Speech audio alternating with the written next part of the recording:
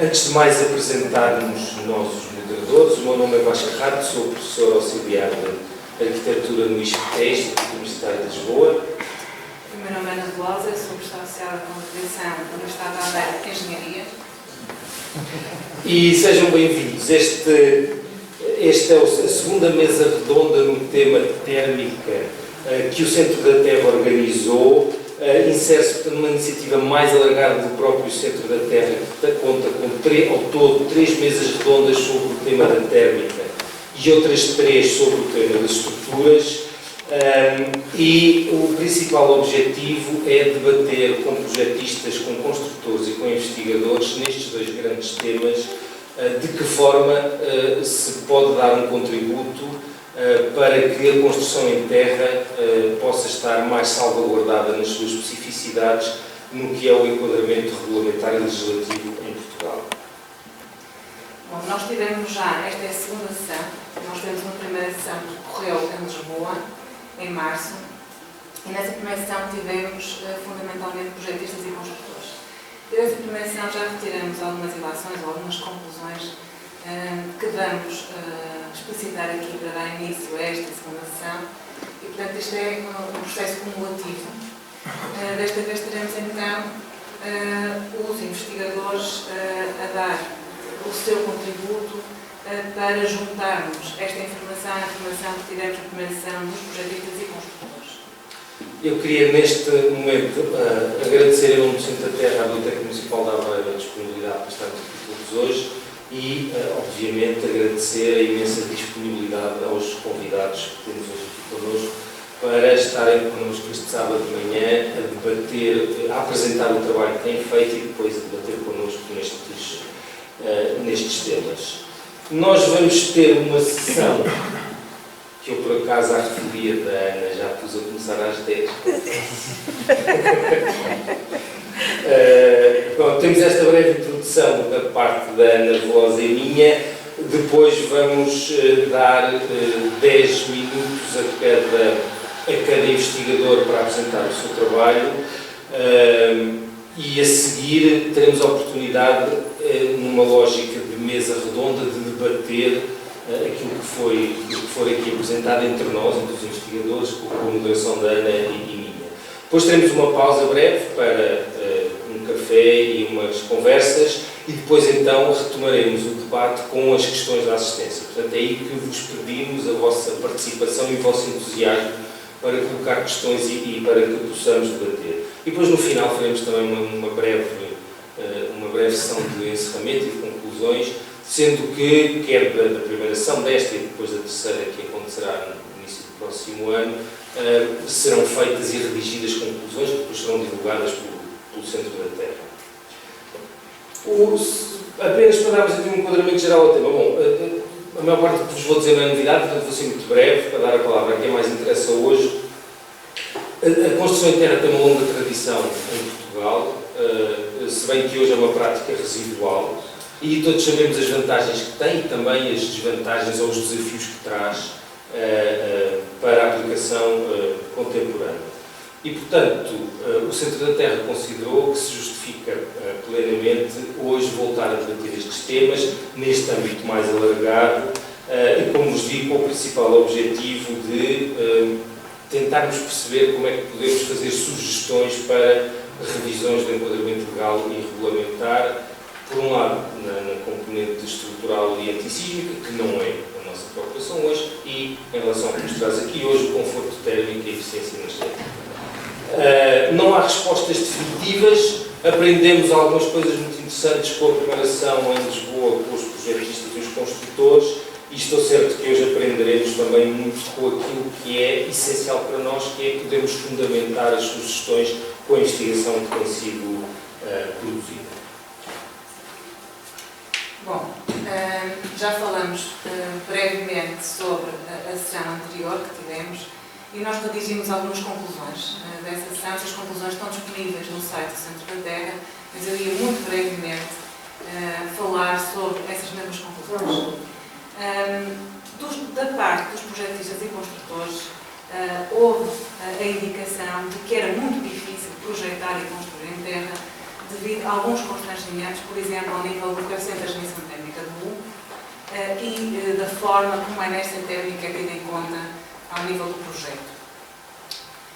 Face a isto, e como final da primeira reunião, colocou-se a questão: faz sentido haver alguma mudança legislativa para este tipo de edifícios, não só este também, no âmbito da reabilitação, eventualmente, mas especificamente para edifícios em terra? Vale a pena pensarmos nisso e hoje nós queríamos também, ao nível de conclusão, pensar efetivamente nesta questão da legislação. Temos também uma outra questão que é importante, que está ligada ao componente térmico: que materiais é que nós devemos utilizar quando temos construção em terra? O que é compatível, de facto, com a construção em terra? Ao nível da melhoria do comportamento térmico, também queremos hoje pensar como refletir esta questão ao nível da investigação. Falou-se também numa outra questão, que é a questão da formação. Aqui em Aveiro, no Estado de Aveiro, tanto no curso de Engenharia Civil como de Reabilitação do Património, nós mencionamos, porque temos muito trabalho nesta área da terra. Aveiro é feito, como sabem, em adobe, mas falta de formação nos vários níveis em termos da construção em terra, e aí também entra esta componente que vamos debater hoje, esta componente térmica. Necessitamos também de trabalhar e fomentar as medidas passivas de aquecimento. Como é que estas medidas passivas se enquadram com esta compatibilização de materiais e com a legislação vigente, ou com uma mudança de legislação que podemos e devemos eventualmente pensar aqui. Por fim, eu não queria deixar de mencionar que uma conclusão importante da primeira reunião foi que a construção em terra é, de facto, um elemento de identificação cultural. E sendo assim, devemos pensá-la cuidadosamente. E hoje, íamos pensá-la cuidadosamente neste tema, então, da investigação. Então, gostaria de começar a apresentar os nossos convidados. À minha direita, o professor Bruno Marques, é investigador no LFC Construct da Faculdade de Engenharia do Porto, professor de Arquitetura e é especialista em sustentabilidade e arquitetura bioclimática, com um conhecimento profundo da realidade africana neste domínio. Ali no extremo deste grupo, o arquiteto Jorge Fernandes é investigador no Estado de Minhos, o que está a desenvolver a investigação de doutoramento neste momento, é especialista em arquitetura vernácula portuguesa e ciclo de vida, tem experiência em projeto de arquitetura e, portanto, ali esta componente de investigação ao projeto também é interessante e, portanto, aqui é membro do ISB. Do ISB. Aqui muito bem enquadrada pelo Bruno e pelo Jorge, a professora Paulina Faria, amiga de longa data, já trabalhámos juntos, investigadora no CERIS, professora associada da Faculdade de Ciência e Tecnologia da Universidade Nova de Lisboa, é membro da rede ibero-americana ProTerra, membro do ICOMOS e também do RILEM, e acho que posso dizer que é especialista em materiais de construção, tecnologias construtivas e patologia de construção. Bom, e complementando este painel, temos o professor Paulo Mendonça, que é investigador e professor associado da Universidade do Minho, onde coordena o grupo de investigação DTEC, Design e Tecnologia, especialista na relação entre sustentabilidade e construção nas suas diversas dimensões. O professor Ricardo Mateus é investigador e professor auxiliar da Universidade do Minho, é vogal da direção do ISB Portugal, é especialista em ciclo de vida com uma atenção particular a edifícios vernáculos. E, por fim, o professor Vasco Freitas, aqui ao meu lado, é professor catedrático na FEUP, é diretor do Laboratório de Física das Construções, é atualmente presidente do GECORPA, especialista no domínio da hidrotérmica e patologia da construção, com, como sabemos, uma vastíssima experiência académica e de projeto nesta área. Então hoje, claro que cada um dos nossos convidados vai fazer a sua apresentação. Nós tínhamos também aqui umas perguntas de base que vamos lançar já e que servem, a nossa ideia foi que pudessem funcionar como gatilho do debate e das respostas que vamos tentar procurar aqui hoje. O conforto interior tem evidentemente uma grande relevância hoje em termos exigenciais, também por via regulamentar, e portanto estão alguns desafios. Sabemos que tem sido produzido trabalho de investigação nesta área e portanto é essa investigação que hoje gostaríamos de conhecer e debater. esquecendo de passar os slides, peço desculpa. Bom, temos aqui um conjunto de perguntas. Antes de mais, que investigação sobre conforto térmico tem sido realizada com base na construção em terra e o que se pode dizer destes edifícios, quer em condições de inverno, quer em condições de verão? Uma segunda questão que nos parece muito pertinente é qual é a influência do tipo de análise que se faz. Isto é, por exemplo, qual é a influência naquilo que somos capazes de aprender entre a comparação de uma análise em regime permanente ou de uma análise segundo modelos dinâmicos. E na construção em terra acreditamos que isto é particularmente relevante na maneira de modelar o processo de transmissão de calor e, portanto, o processo de obtenção de conforto térmico. Qual é também o contributo para o conforto dos elementos construtivos que não são em terra e que fazem parte do edifício que tem maioritariamente construção em terra? É ou não possível reabilitar só intervindo nestes elementos que não são em terra? E bom, tendo em conta as soluções, que soluções é que têm sido propostas na investigação para a melhoria do comportamento da construção em terra e aquilo que já foi mencionado aqui, que já foi debatido anteriormente, então que compatibilidade é que têm estas soluções que têm sido propostas? São de facto compatíveis ou não com este tipo de construção? Ou podemos melhorá-las para este tipo de construção? Também, uma questão muito relevante, já que estamos a falar de térmica, estamos a falar de balanços energéticos, e o balanço energético normalmente não tem em conta uma questão que para nós é fundamental, vamos debater aqui se é ou não fundamental, que é a análise do ciclo de vida do material de terra, que não está integrada, de facto, neste balanço energético. Vale a pena nós integrarmos isto também ao nível de balanço energético. Depois, quais as prioridades e ou necessidades de investigação nesta área, face àquilo que já foi feito, e temos aqui os investigadores que estão a trabalhar nesta área, avaliar aquilo que já foi feito e aquilo que é, de facto, ainda relevante ou necessário fazer, e depois, de que forma é que a investigação pode contribuir para a melhoria do enquadramento legal e normativo. E aqui gostaríamos, se possível, de já ter alguma proposta de alteração para que depois, na nossa última sessão, nós já tivéssemos, por parte, pudéssemos debater estas propostas de alteração, estas propostas estratégicas, que ações futuras é que nós devemos ter. E passo já a palavra ao professor Bruno Marques. Pediu-lhe então a sua intervenção inicial, vamos dar 10 minutos a cada convidado. Muito bom dia. Agradeço o convite para estar presente nesta sessão.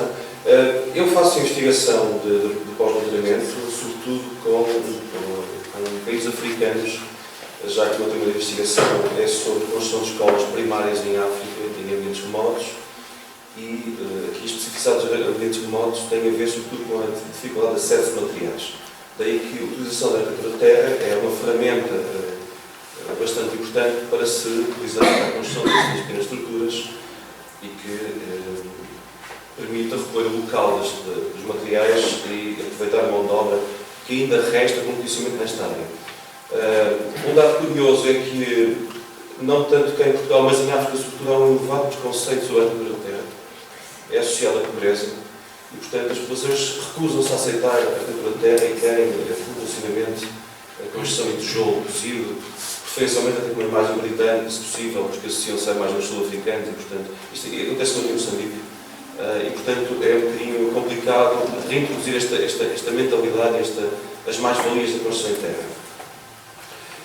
Neste contexto, sim, eu não tinha preparado para fazer uma apresentação, peço desculpa, achava que era muito curto.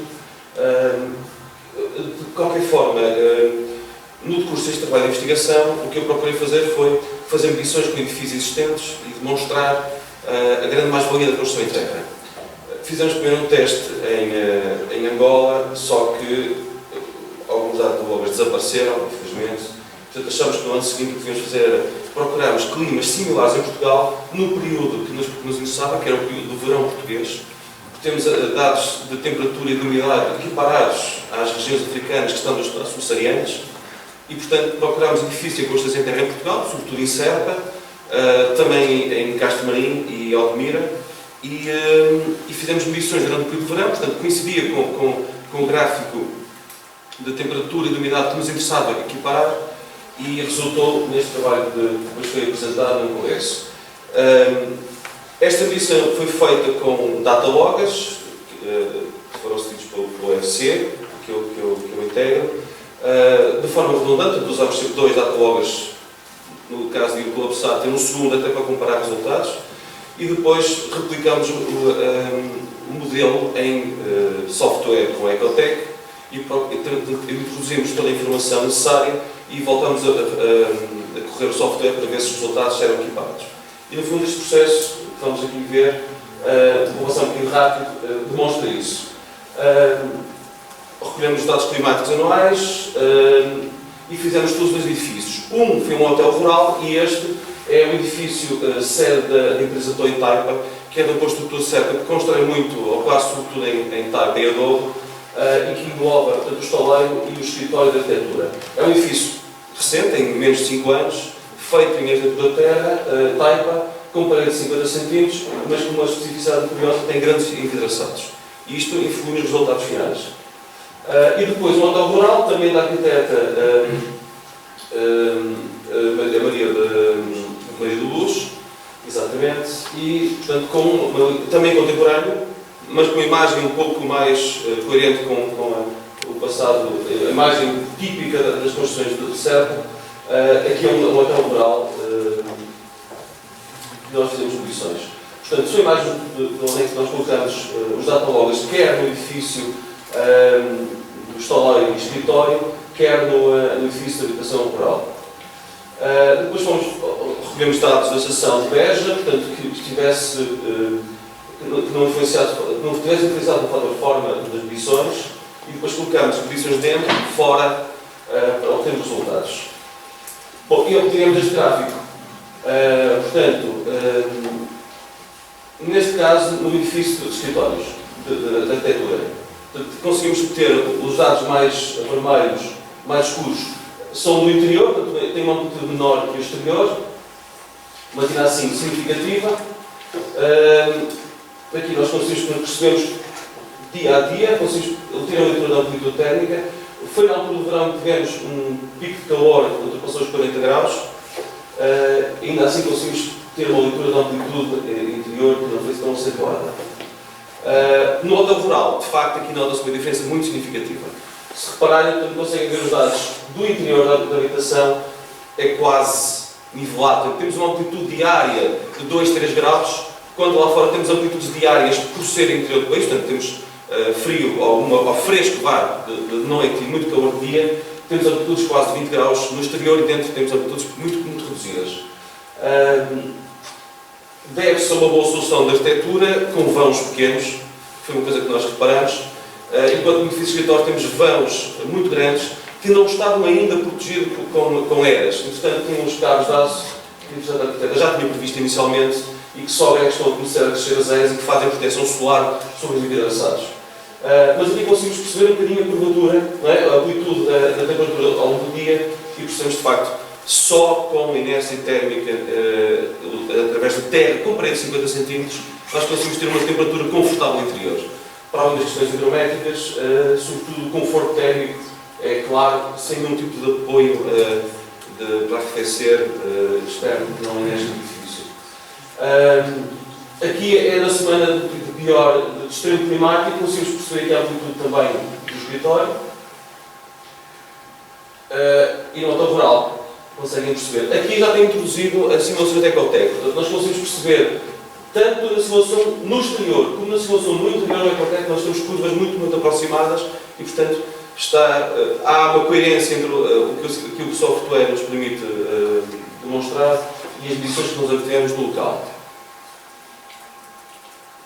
Aqui são imagens do Ecotec, é uma ferramenta que já não está acima, agora vai ser introduzida para o Palestre no Revit, com uma sucessão de algumas características, mas espero que brevemente voltar a analisar isto.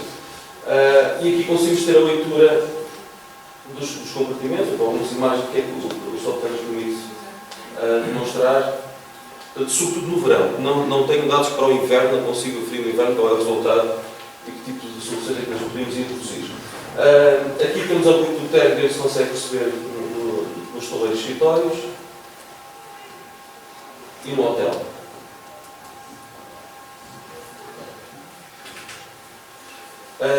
Aqui conseguimos perceber é o dimensionamento dos vãos que de facto influenciaram bastante a performance do edifício. Portanto, aqui conseguem ver os cabos de aço. Nesta altura ainda não tinha as eras, julgo que agora já estão a ocupar uma boa parte desta superfície e que permite controlar a temperatura e obter um desempenho que a arquiteta esperava inicialmente que assim funcionasse.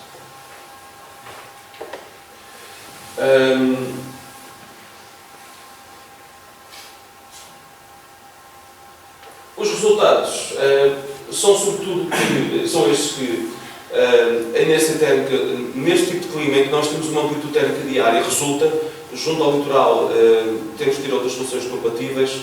Portanto, sobretudo a inércia em temperatura de terra funciona bem quando temos uma temperatura diária acima de 5 a 10 graus, que permite toda a energia que é acumulada nas paredes durante o dia, à noite, ser libertada pelo diferencial de temperatura. Quando estamos a falar de climas tropicais, precisamos de vinculação permanente, constante e reduzir ao máximo a inércia térmica. Portanto, isso não resulta em todos os climas em África e, portanto, no fundo é esse tipo de aproximação que estou a tentar fazer para definir estratégias de projeto para os colegas arquitetos, quando for desenvolver em determinados climas, tirar proveito da arquitetura de terra quando ela, de facto, faz uma grande diferença.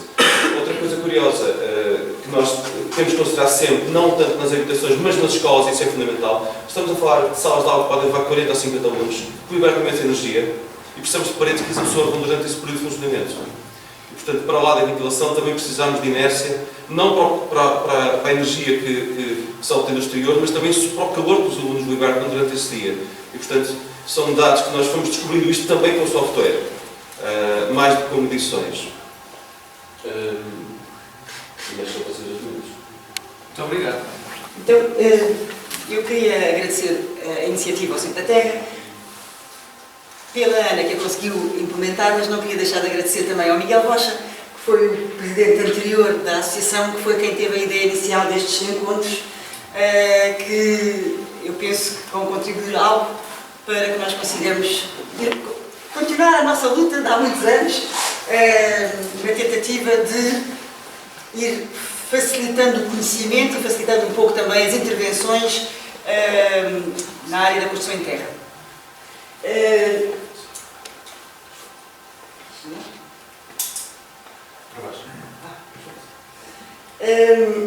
Eu entendi isto de uma forma um pouco diferente. Vou fazer uma pequenina apresentação da minha experiência profissional nesta área, algumas das minhas investigações que eu tenho trabalhado, porque eu penso que dessa forma talvez facilite um pouco depois a discussão connosco. Em termos do meu trabalho na Terra, isto começou em 93, talvez esteja aqui a Maria, o Miguel Rocha, desde essa altura, em que houve um primeiro congresso em Portugal, que foi o Terra 1993, em Silves, e nessa altura eu trabalhava no LNEC, e um arquiteto que na altura era meu chefe. O que é que tu achas disto? Eu, obviamente, como engenheira civil, na altura que vinha, terra, construção, o que é isto? Comecei lentamente na altura a tentar perceber um pouco do que era isto e a perceber da abrangência que a construção em terra tinha, não só em Portugal, mas também no mundo. Em 94 fui ao Crater fazer um curso sobre preservação, portanto, tentativa de conservação do património construído em terra. Depois isto, em 2003, não me falha a memória, fundámos o Centro da Terra. Muito depois resolvi ter formação no âmbito da circulação energética de edifícios, não só, mas também para conseguir perceber como é que isto tudo se podia enquadrar. Sou membro de uma comissão sobre alvenarias de normalização do IPQ, mas que muito pouco, nada fiz até agora sobre nada relacionado com construção em terra, principalmente porque quem dinamiza estas comissões de normalização são empresas, e as empresas, esta comissão, por exemplo, das alvenarias, trabalha em blocos para alvenarias e argamassas, está englobado também. e não há nenhuma empresa de terra que esteja nessa comissão.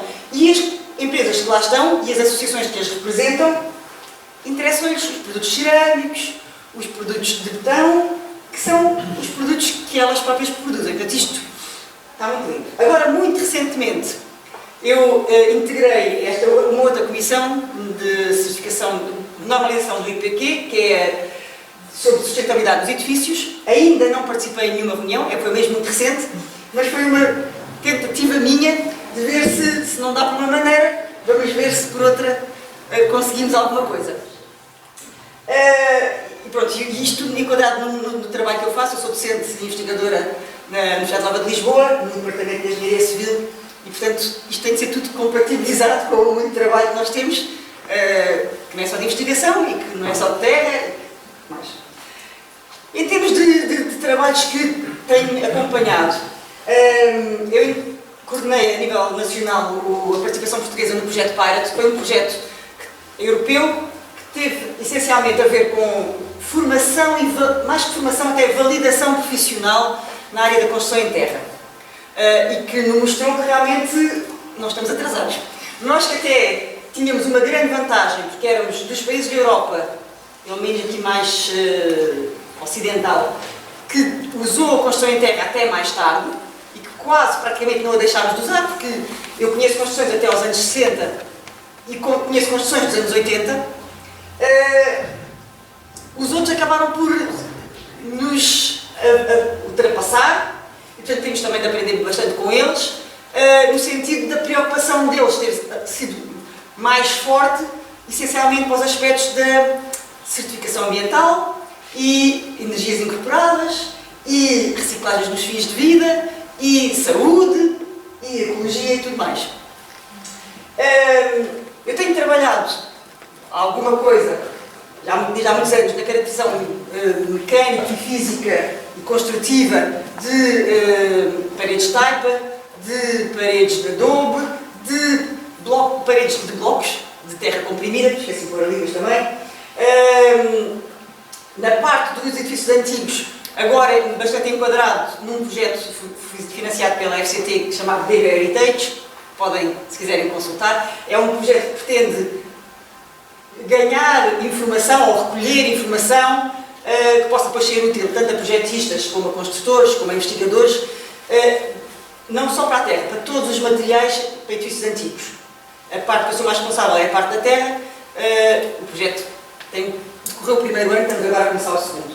E também vou tentando, dentro do possível, inserir os levantamentos que vamos fazendo ao nível destas tecnologias do existente no mapeamento que o Centro da Terra vai tentando fazer, também desde ideias que dá muito como temos tentado implementar e vamos a ver quando é que conseguimos. De qualquer maneira, uma das coisas que eu gostaria de dizer é que qualquer um de nós pode sempre ir, por exemplo, ao Cartoterra, que é uma base de dados que foi criada pelo Crater, e posicionar lá a construção em terra que conheça, não só em Portugal, mas principalmente em Portugal, no nosso caso, pelo mundo todo.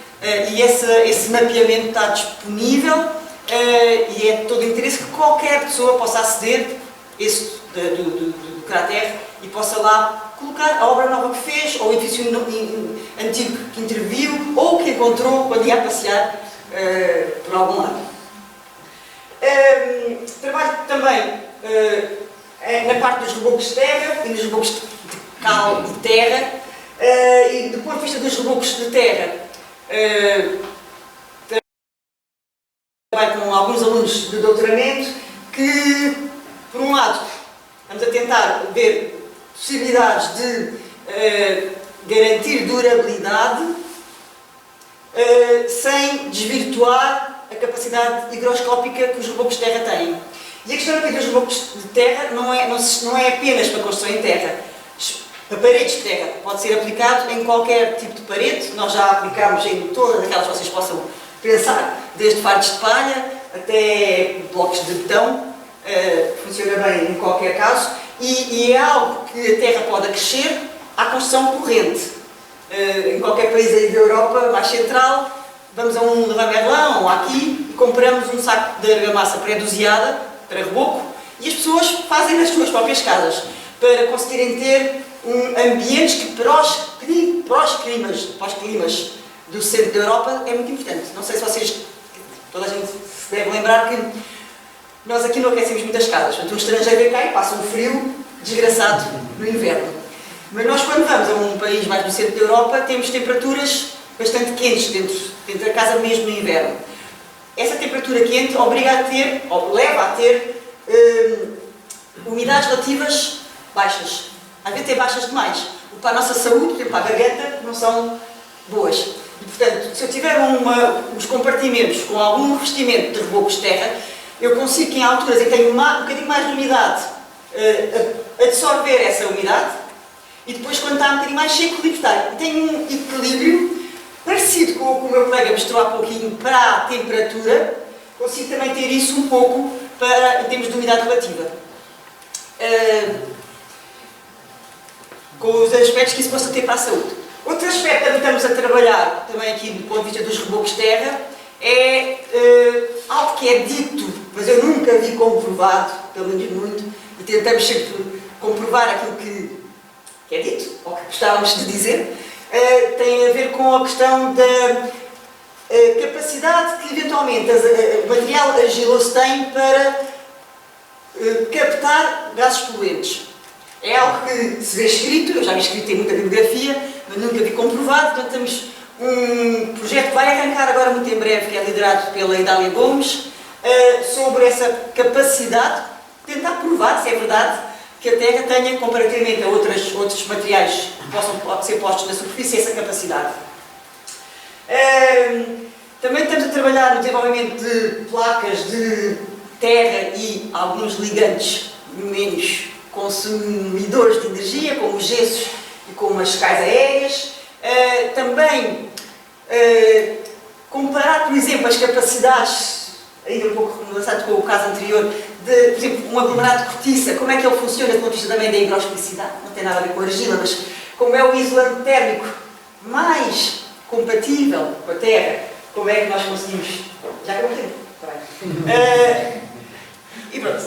Uma coisa já agora muito recente, o desenvolvimento de produtos biológicos para a conservação de superfícies em terra. É outra coisa que também estamos a trabalhar agora recentemente.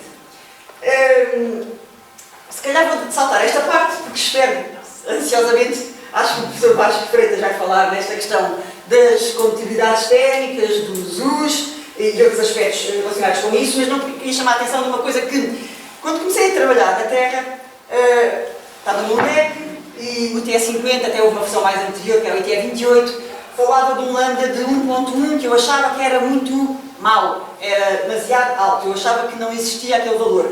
Mas a verdade é que nós na Terra temos muita terra, portanto, temos muitas terras, temos terra aplicada de várias maneiras e também temos a terra sozinha ou a terra com fibras, portanto, valores de 1.1, 1.09 são normais para elementos de terra. E só se nós pusermos fibras é que conseguimos substancialmente baixar desses valores. Portanto, não é pelo lambda que nós conseguimos dizer que a Terra é melhor. Não é pelo lambda, concordo que seja pela inércia térmica, concordo que seja pela higroscopicidade e por outras questões de conforto e questões de sustentabilidade, de ecoeficiência, que estão para além daquilo que uma análise em regime permanente nos pode mostrar. Por isso eu vou saltar aqui estas partes, porque acho que no meu tempo e deixávamos aqui como fazer para tentar cumprir, sem necessidade dos isolamentos térmicos complementares, se for possível, a aplicação térmica para edifícios novos. Uma vez que para os antigos não se põe essa questão, pelo menos bem já há um regime excepcional que nos permite não ter essa preocupação. Obrigada. Obrigado. Isto é um trabalho que ainda está em desenvolvimento. Eu vou mostrar aqui um caso de estudo cujo trabalho está mais avançado, relacionado com a arquitetura interna. Nós estamos a fazer outros trabalhos até em parceria com a Universidade de Alberga, com a arquiteta Alice Tavares e com o professor Aníbal Costa, mas ainda estão em curso, mas será interessante depois mostrar noutras sessões. Para não perder mais tempo, todos nós sabemos os impactos ambientais que são imputados ao setor da construção e que isso tem imenso impacto na sociedade e sabemos que há imensas diretivas europeias que tentam mitigar esses impactos. Uma das mais conhecidas é a PBD, que está relacionada com o desempenho energético dos edifícios, que definiu metas muito ambiciosas para a eficiência energética, a redução de consumos, energia e emissões de CO2. E que definiu agora um standard mínimo para os edifícios novos, que são estes edifícios de balanço quase nulo.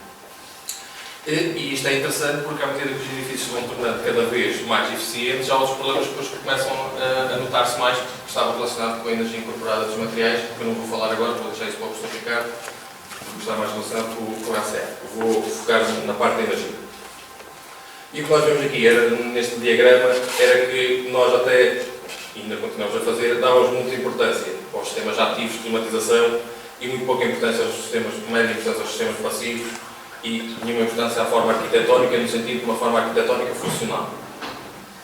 E que no futuro, isto é um diagrama proposto por Stefan Belling, do ateliê Foster & Partners, é que devíamos inverter todo este diagrama, dar mais importância à forma arquitetónica e aos sistemas passivos, e os sistemas ativos funcionariam apenas como backup. Na minha opinião, e de outros autores também, é importante nós analisarmos um bocado a arquitetura do passado, principalmente a arquitetura vernácula, que está muito relacionada com as condições locais. Os edifícios não tinham energia elétrica e por isso dependiam basicamente da forma arquitetónica, adaptada ao sítio e ao contexto climático, e depois dos seus sistemas passivos. E que será interessante nós pegarmos nestes conhecimentos e tentar adaptá-los ao contexto contemporâneo, fundindo o melhor que temos entre técnicas tradicionais e o desenvolvimento tecnológico atual. E para o contexto português, então, quão eficazes são as estratégias passivas vernáculas a assegurar as condições de conforto e qual é o seu potencial no contexto atual da construção? Nós vemos aqui que Portugal é um país pequeno, mas cheio de contrastes, não apenas o contraste climático que nós vemos aqui entre o norte e o sul, mas também na costa, que deu origem a arquiteturas vernáculas muito diferentes, mas também outro fator que é muito importante é a litologia do sítio. Isso influencia muito a forma como os edifícios foram construídos. Falando das estratégias passivas, não sei se conseguem ver, isto é uma análise simples. As estratégias passivas relacionadas com os ganhos solares e a redução dos ganhos de calor estão mais concentradas na arquitetura vernácula do norte, enquanto as estratégias de arrefecimento passivo estão concentradas mais nos edifícios do sul. Parece óbvio, não é? Mas é sempre interessante de ver. E depois vemos a dispersão de materiais, e há mais do que está aqui, de norte a sul do país, conforme vamos percorrendo o país, o material do sítio tem bastante influência e eu vou mostrar isso. O que temos vindo a fazer na avaliação de desempenho térmico e avaliação de conforto dos edifícios é, primeiro, medir as condições do exterior, que isto é extremamente importante, e depois no interior medimos temperatura e umidade, por períodos longos, e pontualmente por estação, o que fazemos é uma avaliação de conforto completa, porque a avaliação de conforto não depende apenas da temperatura do ar. Há muitos fatores que influenciam a nossa sensação térmica de conforto, e esta estação que permite, num espaço, medir vários parâmetros, nomeadamente a velocidade do ar, a temperatura, a umidade, a temperatura radiante, entre outros parâmetros. E fazemos questionários aos ocupantes para saber qual é a sensação térmica naquele momento em que estamos a medir, para ver se a sensação deles corresponde àquilo que o equipamento está a medir de uma forma quantitativa e objetiva. E depois analisamos isso à luz de modelos de conforto adaptativo, que são os mais adequados para este tipo de edifícios, e no nosso caso estamos a usar uma adaptação para o contexto português, desenvolvida pelo boneco, pelo Luís Matias. Em alguns edifícios também medimos, está um valor alto, mas devia estar aqui uma gralha qualquer. Tentamos medir in situ o valor dos sistemas construtivos, que nem sempre dá bons resultados, porque é muito difícil estabilizar a temperatura. Eu vou focar aqui agora no caso sul, que está localizado numa das regiões mais quentes do país. Nós aqui em Safara estamos apenas a 5 km da Marleja, que tem um recorde português para a temperatura máxima alguma vez registrada em Portugal, quase 47 graus centígrados. E depois a importância das condições locais. Vemos que o sítio onde está o caso estudo, a aldeia, está implantada numa zona, esta zona amarela são solos não produtivos, não são adequados à agricultura, ou seja, eles não têm a aldeia implantada em solos que são bons para a produção agrícola. Todas as outras cores são solos bons para a agricultura, menos estes amarelos, ou seja, isto é um princípio de sustentabilidade também da arquitetura vernácula. E depois outro pormenor interessante é que esta zona amarela é uma zona de cascalho e pequenas pedras de xisto, que não é assim propriamente bom para a construção, mas as que estão aqui, a rosa e a castanho, são de solos muito ricos em argila, ou seja, o que é bom para construir em terra. E isso definiu em si a arquitetura daquele sítio, além depois aqui nos afloramentos de calcário, que também ajuda aqui à parte dos blocos de cal, etc. Focando no caso de estudo para não perder mais tempo. O caso de estudo é este. É uma casa já consideravelmente antiga, não sei qual é o período da casa, os proprietários também não sabem dizer. Foi adquirida por ele nos anos 80, foi reabilitada pelo arquiteto Vítor Mestre na altura. Mantém muitos dos sistemas originais da altura, teve pequenas alterações que não alteraram, por assim dizer, a praça do edifício nem o funcionamento. E a última reabilitação a nível energético que possa ter influência foi que eles colocaram isolamento na cúpula.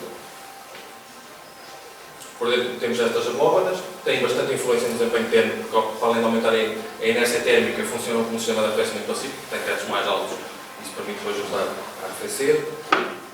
Aqui um corredor de distribuição que faz a ligação do exterior e pátio. Temos aqui o equipamento na sala, que é o sítio onde os ocupantes passam mais tempo, estão nas medidas condições.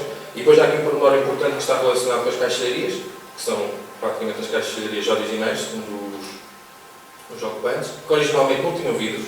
Os vidros foram acrescentados nos anos 80. E um pormenor interessante é esta parte de cima, porque aqui não há vidro, e estas aberturas servem apenas para ventilação.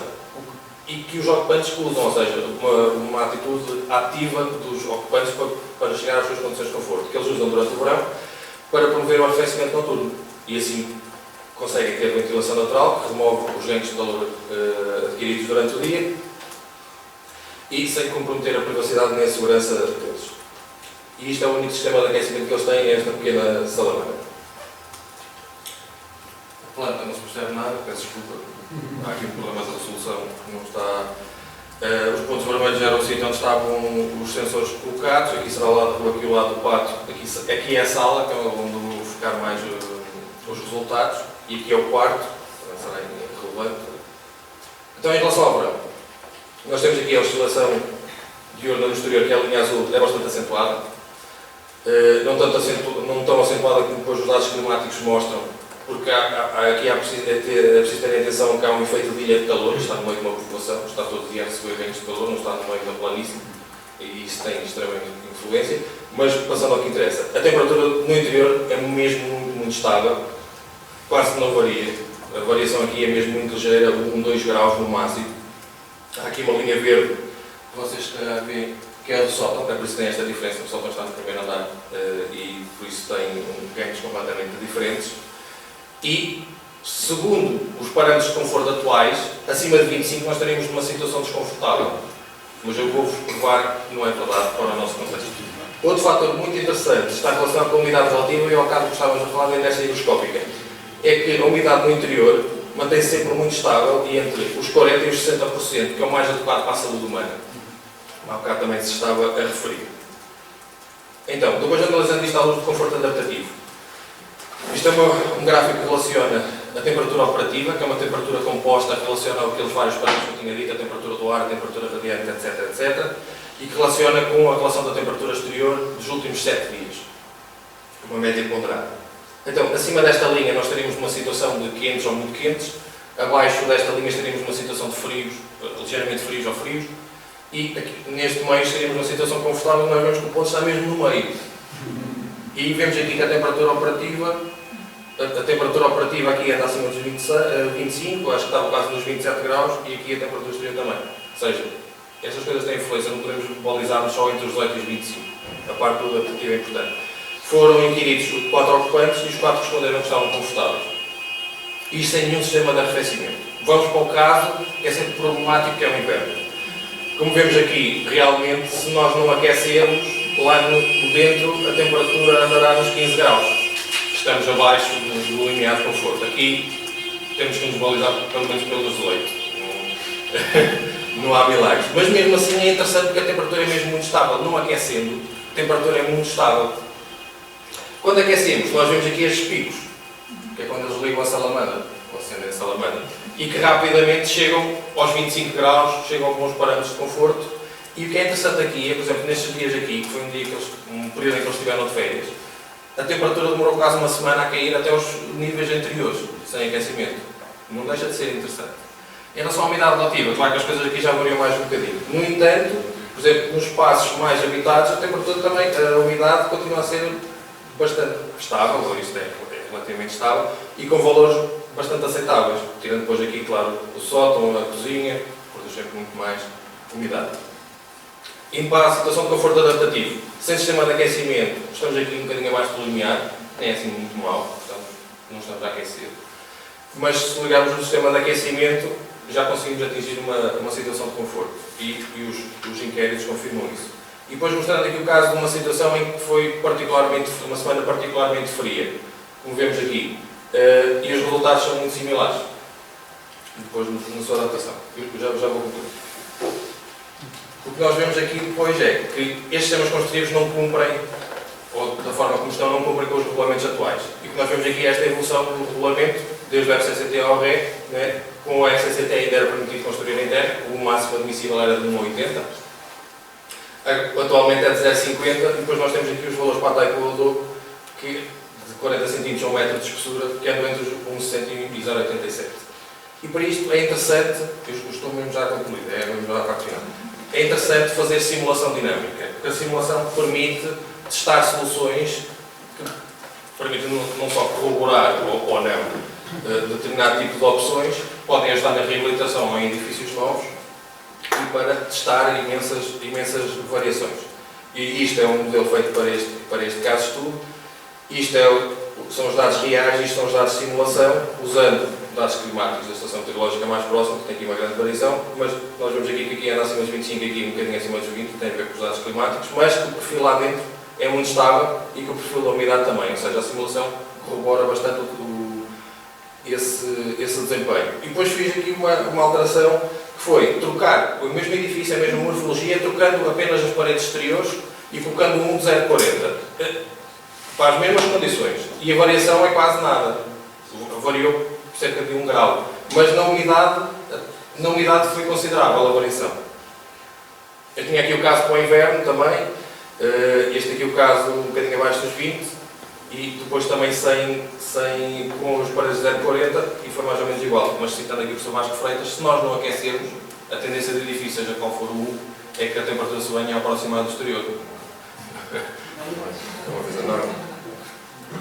Ok, é isto.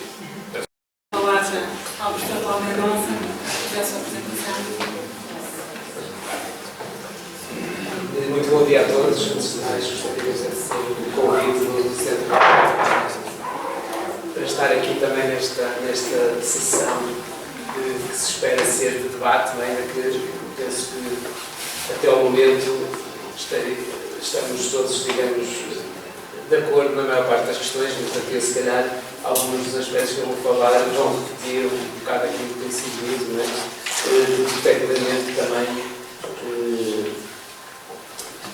nos trabalhos, digamos, aquilo que vou mostrar são essencialmente os trabalhos, as experiências que tive, que não foram muitas com construção em terra, e essencialmente vou até, digamos aqui, apresentar os casos de estudo que estão aliás, um bocado à semelhança do colega Bruno Marques. Os dois trabalhos que fiz, um foi em Portugal e o outro foi no Malawi, portanto, em África, perto de Moçambique, portanto, em termos de clima, era um país muito próximo ao Moçambique, pelo menos da parte mais continental, com influência do agro do Malawi, que separa, digamos, os dois países. E, essencialmente, vou discutir aquilo que penso que já foi um bocado referido, é a questão de pensarmos numa visão integrada, ou seja, tanto em termos de legislação como em termos, digamos, de princípios daquilo que é o projeto dos edifícios, digamos, pensarmos, e aquilo que a meu ver falta na legislação é uma visão integrada com essa tal análise de ciclo de vida também, com o ciclo de vida a entrar nesta equação, que é pensar nos edifícios não apenas naquilo que é o seu consumo, a sua eficiência, mas também naquilo que é, digamos, em termos de princípios construtivos, as soluções mais eficientes também, digamos, naquilo que está antes do desempenho do edifício, que é a própria construção, portanto, os materiais e as soluções que utilizamos. Portanto, trago aqui estes dois exemplos, digamos, para contrapor um bocado, até podia introduzir aqui um terceiro exemplo, mas o tempo é escasso, que era, digamos, trazer aqui um país mais rico, digamos, com um PIB per capita maior que o nosso, em que, digamos, o pecado em termos de eficiência da construção, naquilo que é o antes do desempenho. Portanto, se nós estamos a falar dos países mais ricos, estamos à partida a falar, como estamos a falar do Norte da Europa, de países que têm um acesso ao conforto térmico, não é? Com mais ou menos equipamentos, mas realmente com estratégias mais ativas, não é? E não com estratégias passivas. Estamos a falar de Malawi, por exemplo, o edifício é exclusivamente de estratégias passivas, não há ali, não pode haver equipamento de climatização naquele edifício, não é? Portanto, não faz sentido, o edifício custa menos de 5 euros por metro quadrado, 3,5 ou algo portanto, estamos a falar de, se comprarmos com Portugal, um edifício de 1.500 euros ou mais, ou 1.000, pronto, 700 euros, se estivermos a falar de habitação, digamos, de baixo custo, 800 euros, e, portanto, estamos a falar de diferenças, não é? Porque, neste caso, o Malawi não permitem sequer pensar em equipamentos. Portanto, o edifício tem que ser com os materiais locais, tem que ser com soluções mais eficientes, e, portanto, é sobre esse princípio que, pronto, eu trago aqui, digamos, só para termos uma ideia do que é o PIB per capita de Portugal, por exemplo, comparando com o Malawi, né? Depois temos ali ao lado a Alemanha, por exemplo, portanto, temos, digamos, uma ideia da diferença que há, depois temos a média, por exemplo, da África subsaariana, né? Temos a diferença, vamos ver a diferença que há nestas, portanto, já são valores de 2015, os últimos que estão ali. E, portanto, isto para ver os dois sistemas de construção, um em que realmente, neste caso é uma fotografia que tirei na Índia, do lado esquerdo, em que vemos que é mão de obra intensiva, digamos, há uma forma de construir que consome menos energia, porque isto também é válido para os edifícios. Não é? Seria a mesma lógica, temos uma construção mais industrializada contra uma construção de mão de obra mais intensiva. E, portanto, isto também, no fim de contas, está ainda mais, esta proporção se verifica se estamos a falar de emissões, por exemplo, de CO2, não é? Portanto, estamos a ver ali as emissões, mesmo as emissões portuguesas de Portugal, que andam um bocado a par com a média, digamos, mundial, ainda que a média mundial seja já insustentável, não é? Mas se olharmos para o Malawi, estamos a ver que eles são muito mais eficientes do que nós, portanto, as emissões de CO2 deles nem se conseguem ver, não é? Neste gráfico.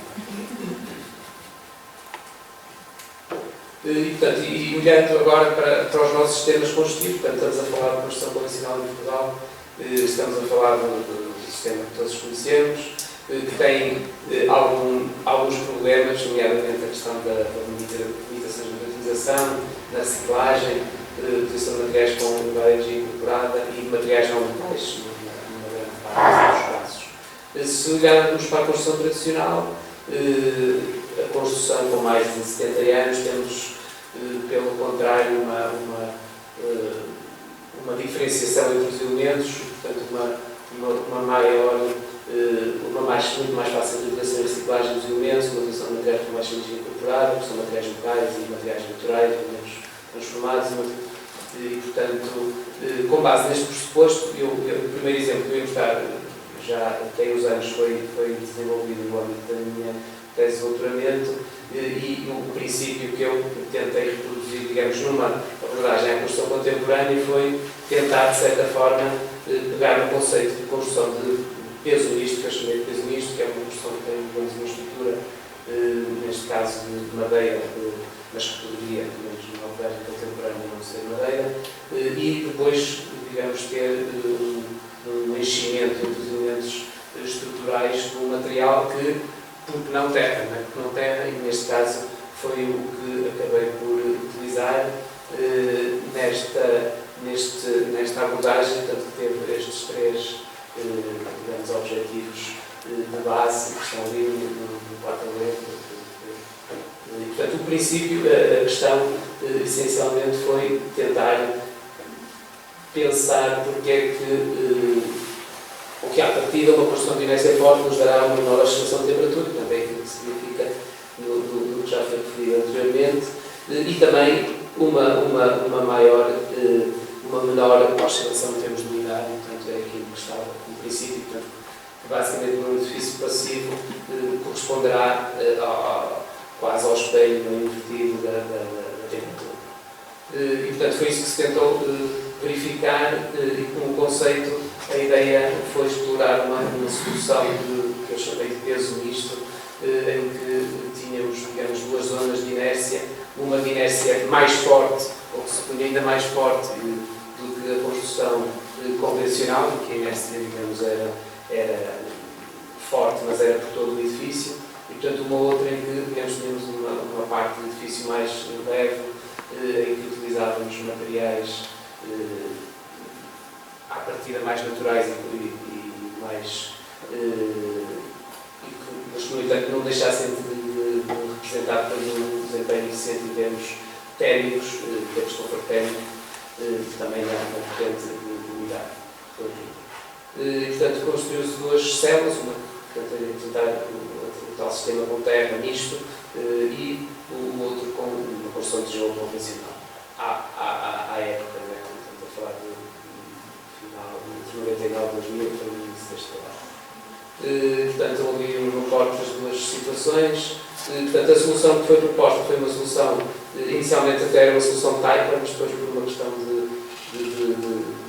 vicissitudes na construção, tivemos que demolir a solução em taipa porque ela demorava, digamos, tempo demais a secar, portanto, também face ao tempo que tínhamos e à altura em que se conseguiu iniciar a obra, acabámos por ter que optar por uma solução em adobe, que está ali representada naquela secção na parte do meio, em que também utilizámos o material, neste caso isolamento natural, que era o mais natural, que era a cortiça, o vulnerável cortiça, e depois tínhamos uma solução de parede na parte leve, que era essencialmente também com cortiça, fibra de coco e depois outros materiais complementares, portanto seria uma forma mais contemporânea de construir com terra, tínhamos isolamento, tínhamos uma caixa de ar ventilada, e, portanto, para, digamos, responder àquilo que seriam as exigências em termos regulamentares contemporâneos, regulamentares de expectativa de conforto e de qualidade.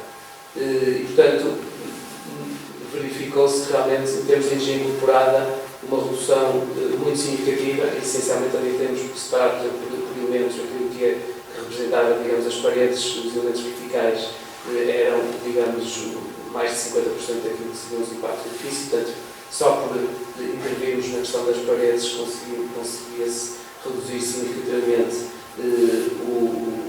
a energia incorporada e depois fomos verificar qual seria o desempenho também em termos térmicos do edifício, também comparando com as situações, neste caso também de uma estufa. E, portanto, depois o que nos também era saber realmente qual era o peso em termos do início, em termos de ciclovida daquilo que era a construção, em termos de energia, neste caso, incorporada, e também em termos de transporte dos materiais e também depois do aquecimento. Portanto, verificou-se que efetivamente o peso era quase tanto, 40% daquilo que seria o peso inicial, o custo inicial da construção era quase tanto como realmente o custo em 50 anos. Portanto, as imagens do edifício com a tal solução da dobra à esquerda e abaixo, com a solução de parede de tronco, que também depois podia ser estufa, e portanto a solução mais eficiente podia ser a estufa, e com uma pintura tal. Pronto, temos aqui realmente os gráficos só com as variações de temperatura nas duas soluções, comparando, portanto, aquilo que já foi dito, a umidade relativa era bastante mais favorável, portanto, enquanto na construção convencional andávamos entre 70 e 60, aproximadamente, na construção proposta andávamos entre 50 e 60. Pronto, só então rapidamente, a questão do Malawi é muito rápido, portanto, eu passo os slides já que não tempo. E, portanto, vou só passar, digamos, aquilo que foi essa viagem com algumas imagens. A construção rural nesse meio é essencialmente com adobe. A construção, não é possível melhorar em termos de sustentabilidade esta solução, portanto, isto é um supra-sumo da sustentabilidade, não tem energia incorporada, é zero, praticamente, da sustentabilidade, digamos, ambiental e inicial. Estamos a falar de eficiência. Pronto, a questão urbana, o que tentámos foi realmente tentar, na situação urbana, melhorar, porque pelo facto de substituirmos os materiais com maior energia incorporada, neste caso era o tijolo cozido, e o material tijolo cozido substituímos por um bloco de terra compactada, que não curasse, digamos, as expectativas por ser uma solução com uma durabilidade equivalente. E, portanto, não proceder ao adobe, porque as pessoas realmente não aceitariam, nem proceder às coberturas em colmo. Portanto, o que se propôs também foi pôr o colmo no momento de esteira, portanto, não está aparente. As coberturas, mantém-se as coberturas expectáveis deles, que é a chapa zincada, não é? E, portanto, foi basicamente isso, simulámos essa situação e pronto, concluímos a mesma coisa, não é? Que efetivamente conseguimos com esta solução até níveis de desempenho superiores à solução deles tradicional, mas com uma muito menor impacto, digamos, em fase de construção. Pronto. Conclusões, podem ler. E tenho muito. Obrigado. Vamos trocar aqui um pouco a ordem.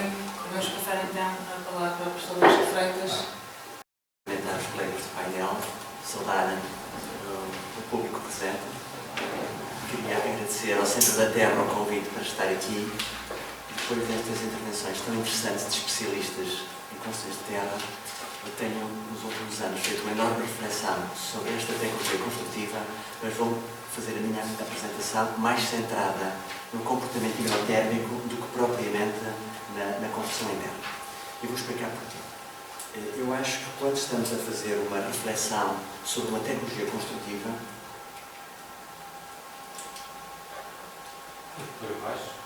nós devemos perceber o que é que está em causa. E quando estamos a falar de ocupação de um espaço, para nós é muito importante ter atenção o conforto, ou na impossibilidade de poder pagar o conforto, perceber como é que podemos minimizar o desconforto. E quando falamos em construções de terra, que tem sobretudo uma componente passiva muito interessante, na perspectiva do desempenho hidrotérmico, o que deve estar em causa é, sobretudo, a nossa capacidade de projetar, de controlar estes edifícios para que possa ser minimizado o desconforto. Eu então dividi a minha intervenção de 10 minutos inicial, para que depois o debate possa ser muito mais interessante, em 4 partes. A primeira é sobre a solução construtiva. A segunda é sobre a física das construções. Se não formos capazes de quantificar objetivamente aquilo que é o desempenho esperado, nós não estamos a dar uma resposta objetiva para quem projeta, para quem constrói, para quem utiliza. O terceiro aspecto importantíssimo é o clima. Se queremos utilizar técnicas passivas, em particular construções em terra, elas são interessantíssimas em certas realidades climáticas e em certas realidades económicas e poderão ser menos noutras realidades. No entanto, quando falamos da preservação do património, isto é, quando estamos a falar da conservação ou da reabilitação daquilo que existe em construções em terra, a abordagem já deve ser totalmente distinta. Mas para o futuro, a especificidade do clima vai ser absolutamente decisiva para a maior ou menor implementação desse sistema. Primeira parte, solução tecnológica. Mas desculpa que fui ontem à internet e não temos aqui a referência deste blog onde fui buscar esta imagem, que não é minha, mas eu diria, quando estamos a falar de construções com estas características, não devemos falar em conforto, porque o conforto pressupõe que eu tenho dinheiro suficiente para poder ter uma determinada temperatura, uma determinada umidade relativa no verão e no inverno, e então, como se faz na Europa, como se faz na América do Norte ou no Japão, o que se discute é a eficiência energética, porque o consumo existe e a eficiência energética é fundamental. Eu colocaria aqui uma outra perspectiva, que é a nossa realidade económica, cultural e até por razões climáticas, que é o que se deve aqui pensar é como é que se pode projetar estas construções para outros espaços, para outras realidades culturais e climáticas, ou como é que se pode reabilitar ou conservar o que temos com construções em terra de forma a minimizarmos o desconforto. E eu acho que já foi quase tudo dito. Não é possível ter conforto no inverno por questões de saúde humana, quando temos temperaturas abaixo de 18 graus, sobretudo quando a nossa população fica cada vez com mais idade, temos mais de 600 mil pessoas com mais de 80 anos, a viver em casas abaixo de 18 graus, o desconforto é enorme e não é o desconforto que conta, é a saúde dos ocupantes. Por outras palavras, sem aquecermos, nós não vamos ter conforto. Mas tanto faz termos uma parede de terra com 50 centímetros como uma parede com o de 0,4, como já foi aqui referido pelos colegas, que o comportamento é exatamente o mesmo e a tela até tem um conjunto de vantagens que poderei tentar explicitar a seguir.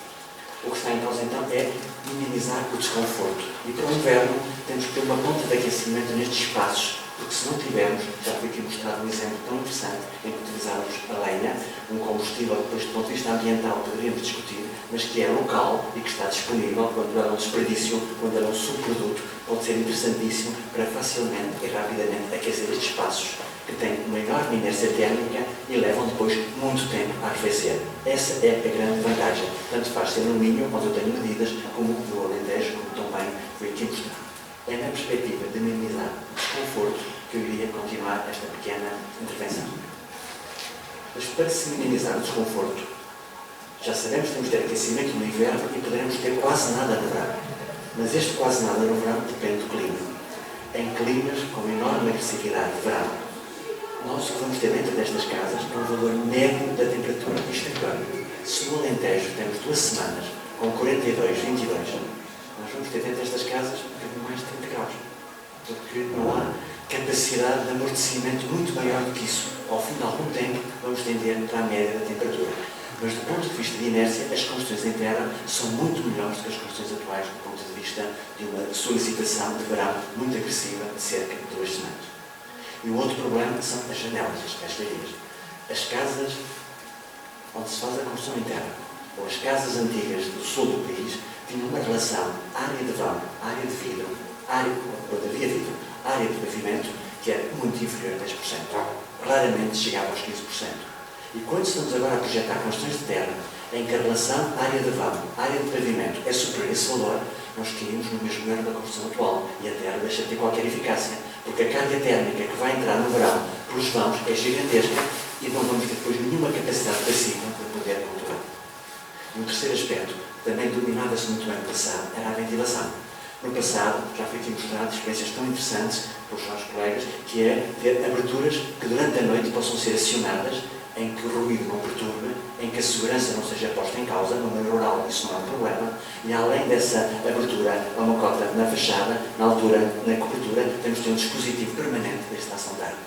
E então, a partir das 10 da noite até às 10 da manhã, ou a partir da meia-noite até às 9 da manhã, nós temos uma enorme capacidade de fazer uma ventilação noturna que nos vai baixar a temperatura 3 ou 4 graus. Face aos edifícios que não têm ventilação noturna e em que a terra tem essa enorme capacidade das construções em terra, tem uma enorme capacidade de amortecer o pico da temperatura diária. Tudo isto são vantagens para a construção de terra para certos climas, se a área de vãos for muito pequena, se os vãos tiverem proteção pelo exterior, se preferencialmente a proteção pelo exterior for uma portada de madeira e se a ventilação noturna efetivamente puder ser acionada. Na FEUP estamos a estudar um dispositivo muito pequenino com os colegas de automação que faz criar ventiladores inteligentes, que tem um sensor que, em função da umidade e da temperatura, só entra em funcionamento quando, quer do ponto de vista de umidade, quer do ponto de vista de temperatura, é favorável. É o que se chama uma espécie de ventilação inteligente, higro e termointeligente, para poder contribuir de uma forma pacífica. Em síntese, não há uma receita única. A prudência obriga a fazer uma reflexão cuidada. E a reflexão cuidada passa pela física das construções. Como já foi aqui dito, a inércia térmica no nosso regulamento, que é um velho modelo, estou um bocadinho à vontade, eu trabalhei de 85 a 2012, até que houve depois uma divergência de opinião, que não é normal, faz parte da vida, com a ADN. Este modelo é um modelo de 87, o modelo atual, que é uma cópia do que os franceses tinham nos anos 70 e que não está adaptado para construções de enorme inércia. Por outras palavras, já foi aqui de tudo, é necessário adaptar a regulamentação. Foi uma batalha, não tive capacidade de poder influenciar, porque era desejável que a regulamentação para cada tipo de construção tivesse regras específicas e, em particular, para a regulamentação de construções internas. A ADN seguiu o modelo europeu e isso constitui uma dificuldade. Que a terra é ótima para a inércia, já vamos ver o parâmetro, não há nenhuma dúvida, e paredes de 50 centímetros são extremamente interessantes. A massa é decisiva. Isolar uma construção interna do interior para satisfazer o 0,4 é um erro profundo, vai ficar muito pior do que está. Não há nenhuma dúvida, os colegas com certeza terão exatamente os mesmos cálculos que eu, não há nenhuma dúvida que vamos piorar a construção. O que há que dizer é que estes valores máximos não são válidos para as paredes com uma enorme massa, como é uma parede com 50 centímetros de terra. Estes valores não estão corretos porque não são úteis para aquilo que é a minimização do desconforto no interior do edifício. Como é que isto se muda? A Paulina Rodrigues tocou neste assunto, eu não sei. Porque se soubesse até 2012 tinha tentado, mas essas tentativas não foram muito frutíferas. Um outro aspecto muito importante é o da inércia higroscópica, que já foi aqui claramente definido. Só vou dar uma nota complementar. É que a inércia higroscópica só funciona se não pintarmos ou não revestirmos o interior das paredes de terra, com material que vai cortar a inércia higroscópica. As pinturas atuais não são compatíveis com este mecanismo da inércia higroscópica. E, portanto, há velhas pinturas à base de cal ou pinturas muito abertas ao vapor, mas agora dizem, eu quantifico o parâmetro, eu vou mostrar assim um parâmetro, mas o que não temos é no mercado os fabricantes, as simples empresas, as pequenas empresas, a fornecer essa informação. E para não ultrapassar o tempo, vamos já terminar a ventilação e a fenestração. Se não formos capazes de projetarmos proteções exteriores, preferencialmente com inércia térmica, com isolamento térmico, preferencialmente com isolamento térmico, que a face interior tenha baixa emissividade, preferencialmente pinturas de alumínio. Não vamos por aí, mas é esse o princípio. E se o espaço dá entre a portada e o vidro não for minimamente tratado, nós não temos eficácia. E a ventilação noturna tem que passar por sistemas naturais. E até admito que, complementarmente, durante a noite, com sistemas mecânicos, quando tem que se fechar as janelas por questões de ruído, de segurança ou de ruído, uma pequena ventilação mecânica. Estes dois elementos são decisivos para as construções em terra poderem trabalhar. Mas é preciso propriedades dos materiais. É preciso propriedades dos materiais, ou do material. E há vários materiais de terra. Quando vamos fazer uma compilação das propriedades, nós temos dificuldades. O calor específico não me preocupa, porque terra é terra e é um valor quase constante. A condutividade térmica, sou franco, não me preocupa muito. Com 50 cm de espessura, qualquer que seja o valor, todas as terras têm um contributo positivo. Mas quando entramos na difusão de vapor, na higroscopicidade e no comportamento da água, porque se entrar água e destruir o material, nós não podemos aplicar estas construções em climas em que a precipitação conjugada com a ação do vento possa pôr em causa a durabilidade, senão deixa de ser sustentável. Precisamos ter um catálogo com propriedades muito claras dos pequenos fabricantes. A construção em terra não é para ser de produção industrial. Fizeram aqui um desafio para uma produção industrial de produção em terra. Eu, talvez modestamente, por ignorância, disse que não faria. A construção em terra é local. Para ser sustentável, ela tem que ser claramente local. E depois podemos simular. Há bocado foram mostrados valores em construção em terra. Se não fizermos nada em Bragança, nós poderíamos ter 9 graus ou 10 graus no interior. Qualquer que seja a espessura das paredes em terra, porque é um clima suficientemente frio para, em janeiro, conseguirmos ter estas temperaturas no inverno muito baixo. E em Beja, exatamente como bem mostrado, nós sabemos que podemos ter 30 graus. Mas o conforto adaptativo é que conta. Quando eu tenho 42 e que tenho depois 30 dentro da casa, ela é bastante confortável. Isto é o conforto adaptativo. Mas dormir com 30 graus, para quem quer conforto, estamos no limiar de conforto. Porque para certo tipo de pessoas, os 30 graus é uma temperatura demasiado elevada para se conseguir dormir. E para terminar, só uma mensagem sobre onde se pode fazer construção de terra. Claro que depende do clima, depende do sítio onde estamos a trabalhar, mas hoje a engenharia e a arquitetura são globais, podem ser feitas aqui ou noutro sítio qualquer. E quando estamos a construir, por exemplo, em África ou na América Latina, em que os custos de construção, como também foi aqui referido pelos colegas, não têm a mesma realidade, em que é preciso fazer uma escola por algumas centenas de euros ou um espaço por algumas centenas de euros, é aqui que nós podemos, com o nosso conhecimento, transmitir informação para poder aumentar fortemente o conforto e evitar que as casas em África ou na Índia tenham 45, 46, 47 graus no seu interior, como há medidas que o provam. Este é o grande desafio e o nosso grande contributo. E para terminar, eu diria, é possível construções em terra minimamente aceitáveis sem aquecimento do inverno? A minha resposta é não. É possível construções em terra, em certos climas, em um comportamento passivo seja adequado até aos 26, 27, 28 graus? Eu digo sim, em certos climas, noutros não. É possível esse comportamento de verão, sem ter janelas, sem proteção solar, preferencialmente com isolamento térmico? Não. E é possível isso sem ventilação noturna? Eu diria que não. O que é que precisamos? Ter propriedades, ter modelos muito simplificados e tentar mostrar, do ponto de vista tecnológico, sobretudo para realidades culturais, onde a economia não permite investir mais, conseguimos conforto. Só esta outra mensagem. O que move a utopia e o idealismo é que move a sociedade e as ideias. Mas são um bocadinho para a parte da razão, da natureza. Eu diria assim, para o momento, para o curto prazo, para o médio prazo próximo, a racionalidade, a sustentabilidade económica também são decisivas. E se não fizermos isto, estamos a fazer um exercício que depois não tem consequências económicas nem benefício para as pessoas e deixa de ser útil para todos. Vou passar então ao professor Paulo Mendonça, que vai... Desculpa, professor Ricardo Mendonça. Agradecer o convite amável que foi formulado pelo... Não sei se conseguem ouvir sem microfone ou se... Ricardo, preferia que tivesse que estarmos a gravar, está bem? Agradecer o amável convite que me foi feito, é com muito gosto que venho aqui participar neste tipo de eventos, cumprimentar os meus colegas de mesa e agradecer também a presença das pessoas que estão praticamente a encher esta sala num sábado de manhã, que é muito difícil ao fim de semana mobilizar pessoas, e por isso parabéns ao Centro da Terra. A minha apresentação vai no sentido de perceber que contributos é que a Terra pode ter numa abordagem de avaliação de ciclo de vida, do desempenho dos edifícios. Isto é, ver, tendo em conta os desafios atuais, nomeadamente da EPBD, que foi referida aqui anteriormente por alguns dos nossos colegas, perceber que vantagens é que a utilização da terra nos poderá aportar numa abordagem de ciclo. Nós sabemos que a construção pode se dividir em grandes três momentos, projetos e edifícios. Nós sabemos que o homem, a partir do momento em que dominou a agricultura, começou a construir os primeiros edifícios para se proteger das adversidades do clima.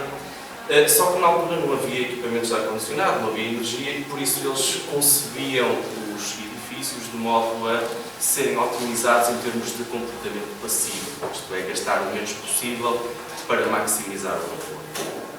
A partir do momento em que surgiu o petróleo e a eletricidade começaram a surgir os problemas.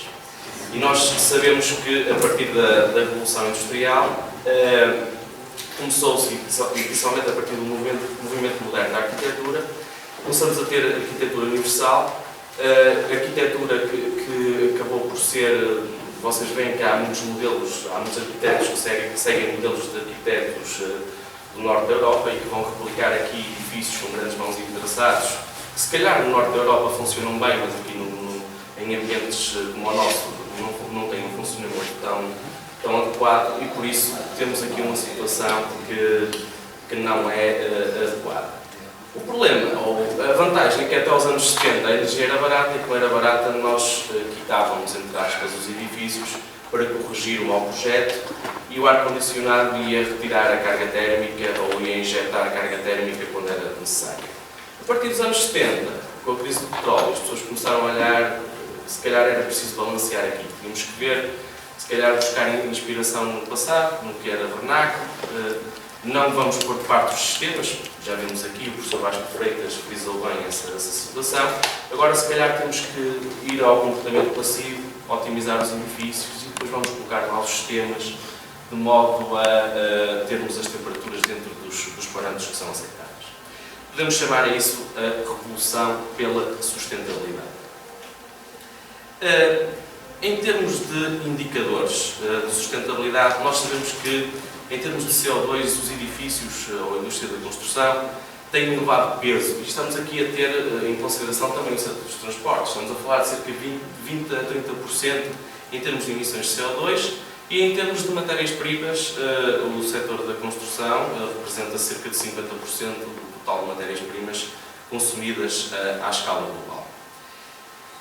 É importante também olhar para os desafios atuais em termos de legislação ou regulamentação energética, nomeadamente na diretiva EPBD. Nós sabemos que hoje em dia as pessoas pouco ou nada se têm importado com o impacto dos materiais de construção, porque efetivamente é durante os 60 anos em que eu vou utilizar o edifício onde eu vou consumir energia elétrica e como os edifícios são mal concebidos, eu vou ter consumos significativos e como tenho consumos significativos, aquilo que é o impacto da construção não significa nada em termos de ciclo de vida, por isso aquilo que o nosso país e a própria Comissão Europeia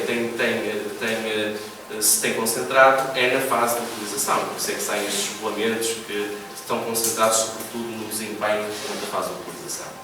Com a aplicação da PBD, vamos para o 0N0, ou seja, o edifício não vai consumir energias não renováveis durante a fase de utilização, e aí temos uma inversão de papéis. Aquilo que nós colocamos lá, os impactos associados à construção e manutenção do edifício, vão ter um peso significativo quando pensamos numa abordagem de ciclo de vida. Claro, podemos falar aqui um bocadinho sobre os materiais não renováveis, isto é, perceber, será que nós podemos continuar a utilizar os materiais não renováveis, o aço, o zinco, etc., ao ritmo atual? Quando eu nasci, diziam-me que tínhamos petróleo para 30 anos, já tenho mais de 30 anos, já tenho quase 40, e o petróleo continua aí e continua a aparecer novas reservas. Mas é importante perceber que os materiais existem, os materiais não renováveis, mas a sua extração implica cada vez maiores impactos ambientais, porque eles não estão tão disponíveis à superfície como existiam antigamente. Ou seja, vamos ter que ter minas, como vocês veem, por exemplo, na Rússia, com impactos ambientais brutais, e por isso também esta não será o único caminho. Ou seja, temos que ver aqui um balanço entre materiais renováveis e materiais não renováveis. Por outro lado, a construção tem sido vista como um sistema linear, isto é, pouco ou ninguém tem investigado, ou poucos arquitetos ou equipas de projeto têm em consideração aquilo que vai acontecer ao seu edifício quando ele tiver que ser demolido ou desmantelado. Isto é, as pessoas pensam na construção, pensam no utilizador, pensam na estética do edifício, mas o que vai acontecer lá para o fim não interessa. Ou seja, isto é completamente incompatível, este sistema linear é completamente incompatível com a sustentabilidade, e nós temos que começar a olhar para os edifícios como depósitos de materiais que nós podemos vir a utilizar num novo ciclo de vida de outra construção. Há uns trabalhos muito interessantes que têm vindo a ser desenvolvidos também nesta área. Ou seja, este sistema linear não é compatível com a sustentabilidade da construção, que assenta na otimização de 3 fatores, e não é só a questão ambiental, porque em termos ambientais, o melhor que nós podemos fazer é não fazer nada, porque se não fizermos nada, não temos impacto. Só que o nosso utilizador não vai estar confortável, como é óbvio.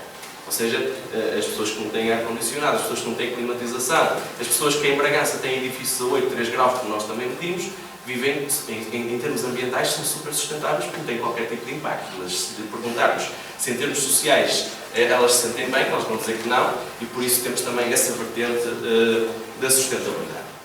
Ou seja, nós temos que começar a ter aqui, em vez de considerarmos apenas o nosso cliente como o objeto fulcral do nosso projeto, temos que perceber qual é que é o impacto daquilo que estamos a conceber, não só à escala do terreno, à escala da cidade, mas também à escala global. Isto é, perceber que temos de ter aqui uma nova perspectiva, um novo paradigma no modo como se concebe, utiliza o ambiente construído.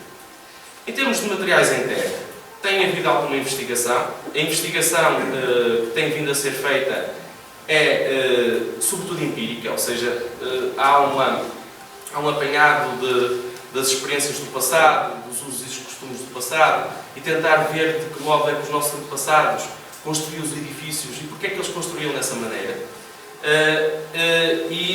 Este tipo de investigação não nos tem dado os tais parâmetros que o professor Vasco Freitas referiu anteriormente. E por isso nós temos desenvolvido aqui alguma investigação, como o próprio Jorge já demonstrou, no sentido de tentar provar que se calhar existem parâmetros que nós não consideramos na nossa regulamentação, que efetivamente são importantes quando pensamos numa abordagem de ciclo de vida, no comportamento ambiental, no comportamento económico, no comportamento térmico deste tipo de edifícios.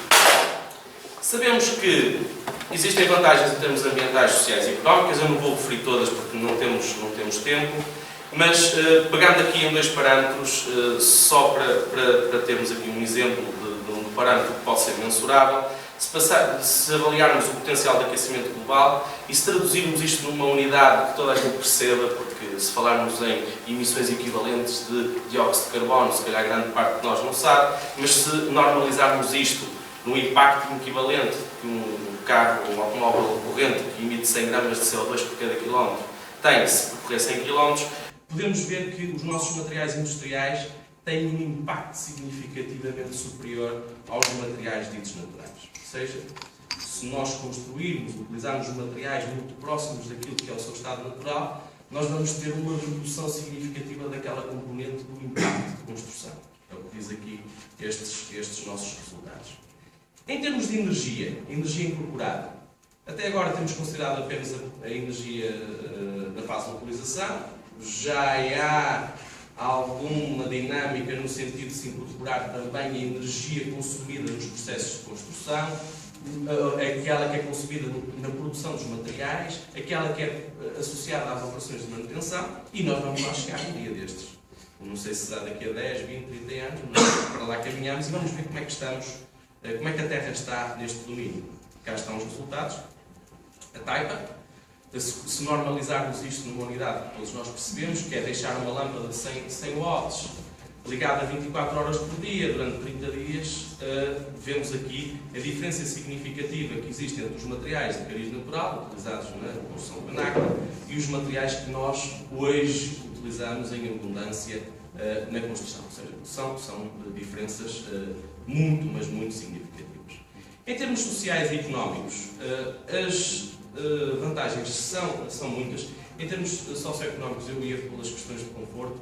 Realmente, no inverno, sem aquecer, a terra não nos permite ter um edifício confortável, mas temos lá a componente da higroscopicidade, do controle de umidade, que temos tido resultados espetaculares, e não existe este caso de estudo que o Jorge mostrou, não existe só apenas este caso de estudo, existem mais.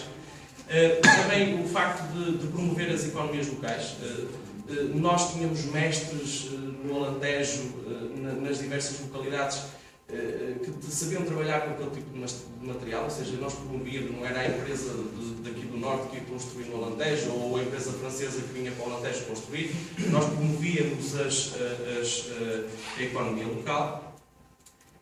Em termos socioeconómicos, também há aqui, nós sabemos que a construção em terra neste momento precisa de mão de obra especializada. O material é barato, ou seja, grande parte do custo de construção está alocado à mão de obra, o que faz todo sentido, não é? Quer dizer, nós hoje utilizamos materiais muito industrializados, estamos a dar dinheiro a grandes grupos económicos, porque eles tiveram também grande investimento no seu desenvolvimento, e o peso da mão de obra depois no custo de construção é bastante inferior àquilo que nós vamos pagar aos fornecedores de materiais de construção. E antigamente o que tínhamos era exatamente o oposto, que em termos sociais nos parece bastante mais adequado. Quais são os... Já vou mesmo terminar. Quais são então as oportunidades? Nós, projetistas, precisamos de ter quantificados os benefícios ambientais dos produtos, todos eles que estamos a utilizar na construção. Não estou aqui a defender apenas a construção em terra, mas a utilizar a terra como material num sítio onde nós podemos retirar algum partido dessa utilização. Ou seja, utilizações mistas, como o arquiteto Paulo Mendonça demonstrou anteriormente, parece ser uma abordagem bastante inteligente. Mas nós precisamos de ter dados, isto é, para quantificar o impacto ambiental e os benefícios ambientais que cada material tem. E isso onde é que está? Está nas declarações ambientais de produto. Problema, não existem neste momento no mercado para a generalidade dos materiais que são comercializados em Portugal, informação sobre o desempenho ambiental.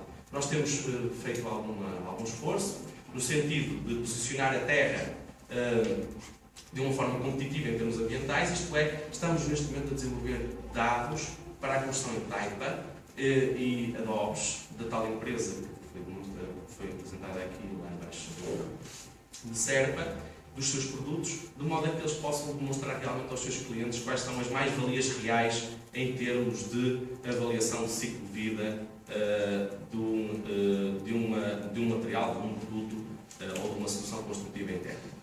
Aqui não há dúvidas nenhumas que se a avaliação de ciclo de vida é uma avaliação que tem em consideração as diversas fases, que tem em consideração os consumos de recursos e as emissões de resíduos que existem em cada uma dessas fases. Se nós sabemos que a terra é um material natural e é um material que não tem impacto ambiental quando devolvido novamente ao meio ambiente, nós sabemos que as vantagens são claras quando fizermos essa quantificação para depois apresentar esses dados aos projetistas e permitir então o desenvolvimento das DAPs para que eles possam quantificar os impactos ambientais dos seus produtos. Pronto. Em termos de conclusão, gostaria só de salientar que, efetivamente, nós vamos no futuro próximo, a partir de 2020, começar a olhar para os materiais como não olhamos até agora. Existe então aqui uma grande oportunidade para estes materiais naturais se virem a impor cada vez mais no mercado, porque as pessoas vão se deixar de concentrar tanto na fase de utilização e vão se calhar procurar soluções de menor impacto ambiental até ao final da fase de construção. E para isso é preciso que nós saibamos como é que se faz uma análise de ciclo de vida, e saber onde é que existem esse tipo de informação e incentivar as pessoas que produzem este tipo de materiais a ter essa informação disponível para que nós, projetistas, possamos utilizar. Muito obrigado. Muito obrigado. Muito obrigada. E agora, finalizando esta parte, vamos promover aqui um breve debate entre os investigadores antes do conjunto intervalo, mas eu gostaria só de fazer aqui uma súmula daquilo que foi apresentado em trabalho de investigação que nos parece significativo nesta área do comportamento térmico dos edifícios em terra, em Portugal, e, portanto, foram aqui apresentados trabalhos com uma componente de medição, portanto, vários trabalhos, não só em Portugal, mas também em outros países, também uma componente de simulação, esta componente de medição que nos permite ir além quando precisamos de simulação para diversos edifícios novos em projeto, o desenvolvimento de novos materiais compatíveis, não só com uma componente térmica, mas também com uma componente higroscópica, e em termos destes materiais há trabalho também significativo nesta área da análise de vida, pelo menos algum trabalho também no âmbito da energia incorporada a estes materiais que parece, neste campo, ser relevante, tendo em conta também as prioridades europeias neste momento. Ao nível de trabalho relativo ao conforto, há aqui esta indicação do conforto adaptativo face àquilo que existe no regulamento e, portanto, por que não pensar também esta questão do conforto adaptativo face à exigência regulamentar que é mais específica em termos de inércia e do coeficiente de transmissão térmica. Mas ao nível de inércia também foram apresentados trabalhos apontando para a importância da inércia térmica, também a importância de estratégias passivas, da ventilação natural e da minimização do desconforto em diversos tipos de edifícios, onde o professor Vasco Freitas indicou, não só nos edifícios internos, mas nos edifícios também modernos, que a necessidade de aquecimento é de facto fundamental. Por fim, o que é resultado também destas intervenções é que os edifícios não cumprem a legislação atual. E face a isso, eu passava a palavra ao Vasco Freitas para avaliar agora as questões que nós tínhamos inicialmente e como é que estas questões foram respondidas aqui pelo painel. Obrigado, Ana. Meus obrigado a todos pelo vosso contributo. Algumas das questões penso que estão respondidas, mas outras nem tanto, e acho que vou aproveitar essas para aprofundarmos aqui o nosso debate. Pegando neste último aspecto, há aqui uma questão relacionada, por um lado, com o conforto adaptativo, por outro lado, com o contributo da inércia, e foi bem frisado que o modelo atual da nossa regulamentação não é adequado para este tipo de construção. Portanto, a minha pergunta é: isto resolve-se simplesmente com uma alteração do processo de cálculo para se fazer simulação dinâmica e em conjunto com a alteração dos limites de conforto que são definidos passarem também a ser limites de conforto adaptativo? Basta isso, basta entre aspas, porque isso não é tão simples quanto isso, mas esse processo seria ou não suficiente para que este tipo de construção pudesse ser mais acautelado e depois por arrasto também considerarmos de uma forma mais abrangente qualquer processo de construção, considerando não o processo de regime permanente que tem as limitações que conhecemos, mas os ciclos das 24 horas de uma forma mais realista. Mas, na vossa opinião, bastaria isso? Quem quer começar? Posso? A questão do conforto adaptativo, há alguma dificuldade em utilizarmos o modelo de conforto adaptativo quando, já tentei isso, quando tentei, por exemplo, encaixar alguns equipamentos, ou seja, em paralelo ao modelo de conforto, na realidade nós não temos as pessoas a não utilizar energia nenhuma. Quando muito podemos ter, por exemplo, no Norte, a utilização no inverno, portanto, nem terem equipamentos para aquecimento, e no Sul, não terem ou não necessitarem praticamente de equipamentos de aquecimento, alguns sistemas só de aquecimento, normalmente os de aquecimento não de aquecimento, pelo contrário, é mais complicado. Mas, efetivamente, há alguma dificuldade em que o modelo de conforto adaptativo se ajuste ao facto de podermos ter, portanto, em regime dinâmico, nas simulações, podermos, por um lado, considerar o modelo de conforto adaptativo com alguns equipamentos, mas juntando, digamos, na equação, alguns equipamentos que só vão estar ligados em horas de ocupação, não é? Portanto, a dificuldade, digamos, do modelo não dinâmico é que nós assumimos que as pessoas podem estar uma determinada percentagem de tempo e não, digamos, no tempo real. Mas se nós introduzimos um modelo dinâmico, conseguimos pôr as pessoas no momento real, não é, em questão do edifício e considerar. Agora, claro que depois isso é difícil de transpor para uma localização, porque nós, em cada casa, vai haver uma ocupação diferente, não é? Portanto, temos que usar, digamos, valores médios. Agora, há essa dificuldade, a meu ver, não é? E outra dificuldade, e uma necessidade que eu acho que devia aparecer na regulamentação atual é, efetivamente, a consideração dos modelos dinâmicos, ou seja, de uma utilização mais dinâmica, ou seja, do edifício não ser propriamente pensado em termos de regulamentação com o modelo estático, mas poder, efetivamente, ser considerado o modelo dinâmico e aí entrar em padrões de ocupação. Não é? Eu só encontrei padrões de ocupação, por exemplo, referentes à Inglaterra. Não sei se existe, mas talvez alguém possa esclarecer sobre esse aspecto, se existe, digamos, algum modelo de ocupação para os padrões residenciais em Portugal. Conheço, digamos, para a Inglaterra, mas não sei se alguém Talvez possa também fazer um comentário. Eu acho que em relação à regulamentação, para construções novas de terra, estamos a falar de construções em terra, eu acho que para as construções novas de terra é difícil não termos de cumprir uma regulamentação, tendo a intenção que estamos a projetar para um horizonte suficientemente longo e que há regras europeias que vão no sentido de se certificar os edifícios. Aí vejo com alguma dificuldade. Eu, apesar da minha opinião, até 2012, sempre fui favorável à construção nova, sem nem criar uma outra tecnologia, se mantivesse o espírito da regulamentação atual. Porquê? Porque a Europa diz que é preciso certificar os edifícios e sem modelo de cálculo não se pode certificar. Para os edifícios existentes, em particular para as construções de terra em Portugal, eu tenho proposto algo que vou aqui traduzir de uma forma simples.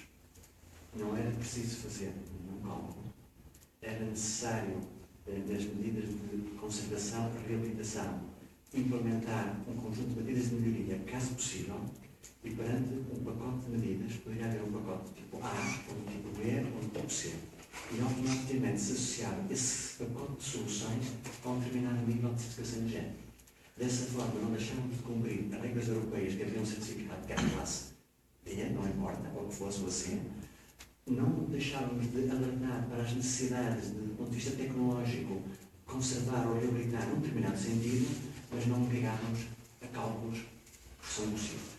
Quanto ao cálculo, se através um desabafo, eu fico às vezes aterrado quando se faz um processo sem frações e aquela quantidade de papel gigantesca e cálculos absolutamente impossíveis. Os técnicos que trabalham nesta matéria não podem fazer cálculos corretos porque não recebem horários corretos. Mas percebem uma opinião. Não podem fazer cálculos corretos porque não recebem horários corretos. O que estamos todos é a criar um modelo de certificação. Custou ao país centenas de milhões de euros. Estou a dizer que não é útil essa base de dados, mas custou ao país esses milhões de euros todos e nós não conseguimos implementá-lo do ponto de vista económico, não é possível. E complicar ainda mais a térmica, que já é mais complicado, eu fiz estou armado durante 2 anos, depois só fiz mais térmica a seguir. Mas é muito mais complicado fazer um projeto térmico de um projeto estrutural. Há aqui uma desproporção que nós que temos conhecimento devemos simplificar. Para as construções existentes em terra, eu achava que pacotes de medidas, quando implementássemos esses pacotes de medidas, automaticamente saíam com certificado de urgente. Isto é muito discutível, não foi sei que a maior parte dos colegas envolvidos no decreto-lei que saiu em 2013, mas isto era um modelo que parecia mais adequado. Eu já agora queria só pegar nisto, antes de voltar a passar a palavra. A minha pergunta, eu estou inteiramente de acordo com o que diz, a minha pergunta trazia alguma água no bico, como se costuma dizer, porque eu também sou totalmente favorável à simplificação de processos, tanto quanto possível. Também estive, como sabe, também tive os meus entendimentos com a ADN e também sigo o processo há uns anos, mas a água do bico que trazia a pergunta é porque, se nós aliarmos esta questão da simulação, há uma coisa que nós não sabemos, eu não percebo bem quando é que vai acontecer, mas admito que aconteça em breve, que é a alteração das próprias ferramentas utilizadas no processo de projeto. Se pensarmos, por exemplo, na utilização cada vez mais frequente da modelação 3D, se associarmos a isso os modelos de BIM, a certa altura o processo de cálculo de simulação dinâmica é praticamente automático, não existe trabalho a mais. E a questão é, não sei se lá chegaremos, não sei se é generalizado, há sítios da Europa onde já implementaram a ideia dos projetos nesse tipo de ferramenta, cá ainda não, a nossa escala de trabalho não o permite, pelo menos nesta fase, mas eu admito que caminharemos para lá. E aí eu diria, e lanço isto também para reflexão, que a oportunidade de fazer a simulação dinâmica e o rigor acrescido que isso nos traz é muito facilitado, porque a própria ferramenta utilizada no projeto já constrói, já produz os dados necessários.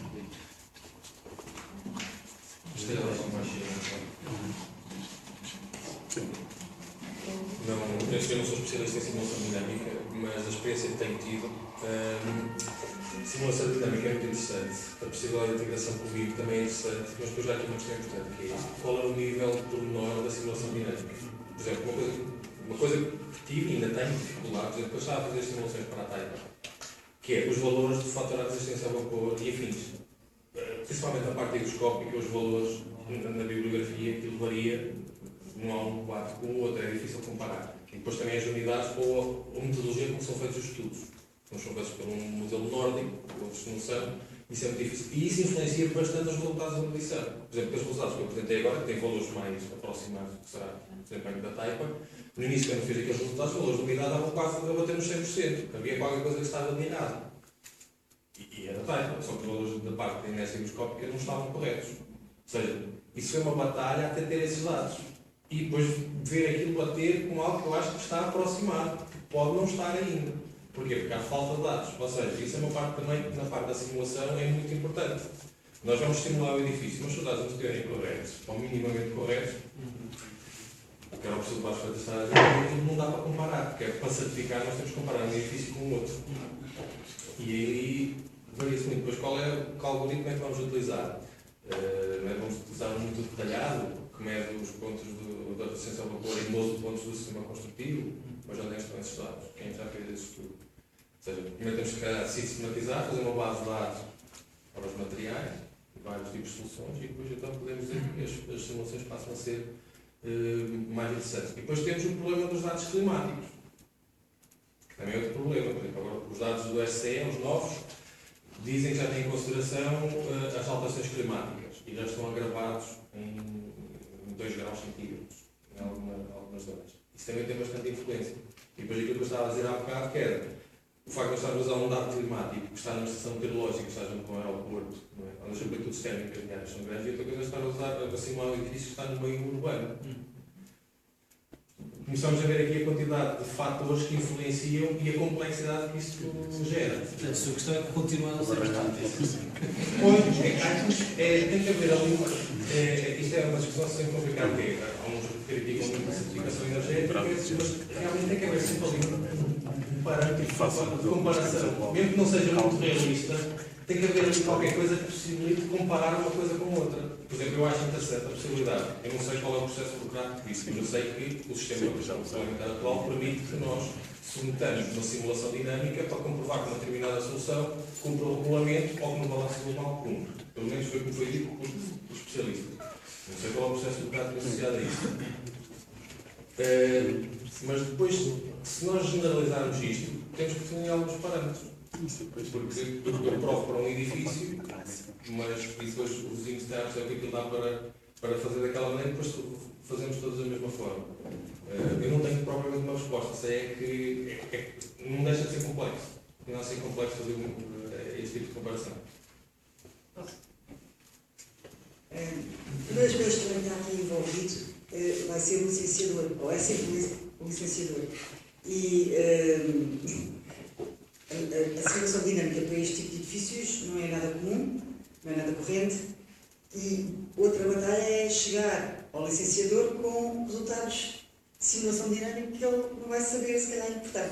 Ou vai só olhar para termos de responsabilidade e fica na mão de quem faz. A falta desses parâmetros também vai permitir que se ponha lá qualquer coisa na base ao meu melhor conhecimento. Outra coisa que eu queria pegar naquilo que o professor Vasco Freitas falou, que seria uma abordagem muito interessante, e também chamar a atenção que, quando nós estamos a pensar num edifício de terra existente, antigo, não estamos a falar de construção nova,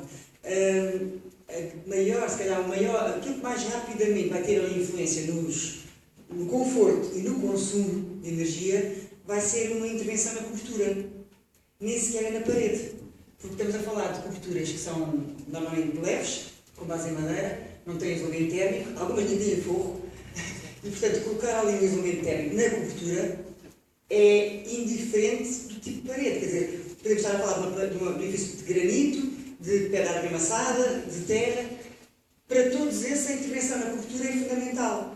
Portanto, estamos aqui no mesmo grupo de muitos edifícios e pronto, quando falamos aqui da questão da parede, estar a pôr na parede, isolamento térmico é uma coisa que não se diz. Só para acabar, queria chamar a atenção de uma situação que isto não é só problema nosso. Trabalho bastante com colegas franceses que têm o mesmo tipo de problema. A França é grande, tem climas parecidos com o nosso, cá mais para baixo, outros mais frios, lá mais para cima, mas uma das situações que eles estão a tentar trabalhar muito mais que nós é, já que os obrigam, em construção nova, a colocar isolamento térmico, estão a trabalhar bastante em materiais de isolamento térmico que tenham capacidades hidroscópicas, hidrométricas, semelhantes à da Terra, para pelo menos, ao ter de aplicar esses isolamentos térmicos, não funcionarem como barreiras. Já agora não me assim também dos nossos, porque aqui dois pontos importantes. Um são as alterações climáticas. De facto, é expectável, podemos definir que a Península Ibérica terá uma crescente temperatura que pode ir até 3 graus durante este século. Portanto, vamos ter cada vez mais uma temperatura média mais elevada, mas com extremos de frio e de calor nos períodos de verão e inverno. E, portanto, nós também devemos, de alguma forma, tentar perceber como é que isto deve condicionar a nossa arquitetura. O segundo ponto é a questão da certificação em si. O conceito de certificação pressupõe normalização, pressupõe padronização. Ora, a Terra não é um elemento padrão. A Terra aqui em Aveiro é um pouco distinta de Coimbra, bastante distinta de Serpa é distinta de Altamira, e, portanto, quando fazemos uma arquitetura de terra dita de raiz, as características da terra no determinado local são distintas. Portanto, como é que nós vamos certificar uma coisa que não é normalizada? Se introduzimos um sistema de produção industrial, um pouco é mais o Herzog que fez naquele edifício na Suíça, fez um pavilhão em arquitetura de terra, e que fez em estaleiro, em fábrica, todo o sistema de terra. Bom, isso deixa de ser, do ponto de vista conceptual, sustentável, no sentido em que é um processo industrial que retira o trabalho local, a mão de obra local e, portanto, menor em produção de energia no processo de transformação do produto. Portanto, quando a certificação retira o bom senso, temos situações que é o que está a acontecer com a nossa arquitetura de terra. Portanto, como é que se gera isto? Não sei, não mais chega. Até que ponto é que se deve reduzir o bom senso ou como é que se deve definir isto numa avaliação. Portanto, estamos aqui num campo da terra de ninguém. Depois, há uma questão importante que a mim me incomoda, ou pelo menos me perturba um pouco, enquanto arquiteto, que é eu gostaria de fazer construção de terra de raiz, eu gostava de fazer uma construção nova. Portanto, se nós vamos atribuir uma definição de certificação para um edifício existente, bom, é como se estivéssemos a trabalhar com um carro antigo, em que ele vai circular os quilómetros, está guardado. Mas se vamos fazer uma construção de raiz em que temos usá-la de forma consistente e continuada e em terra, porque tem muito boas vantagens a terra, para além da questão da inércia, a questão da hidrométrica, a questão da qualidade do ar, Bom, então como é que nós voltamos a reintroduzir a construção em terra numa certificação que deve ser difundida e deve ser homogénea para todos poderem falar da mesma coisa? Não é? As minhas dúvidas são estas, né? Como é que se dá a volta a isto?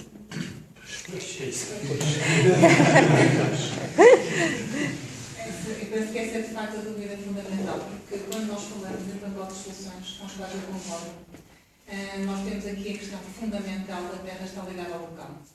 Portanto, nós não podemos construir, nós não conseguimos ter mais a massa pré-rodeada em terra, digamos. Portanto, a argamassa vai estar ligada ao local, a argamassa, o material vai estar ligado ao local.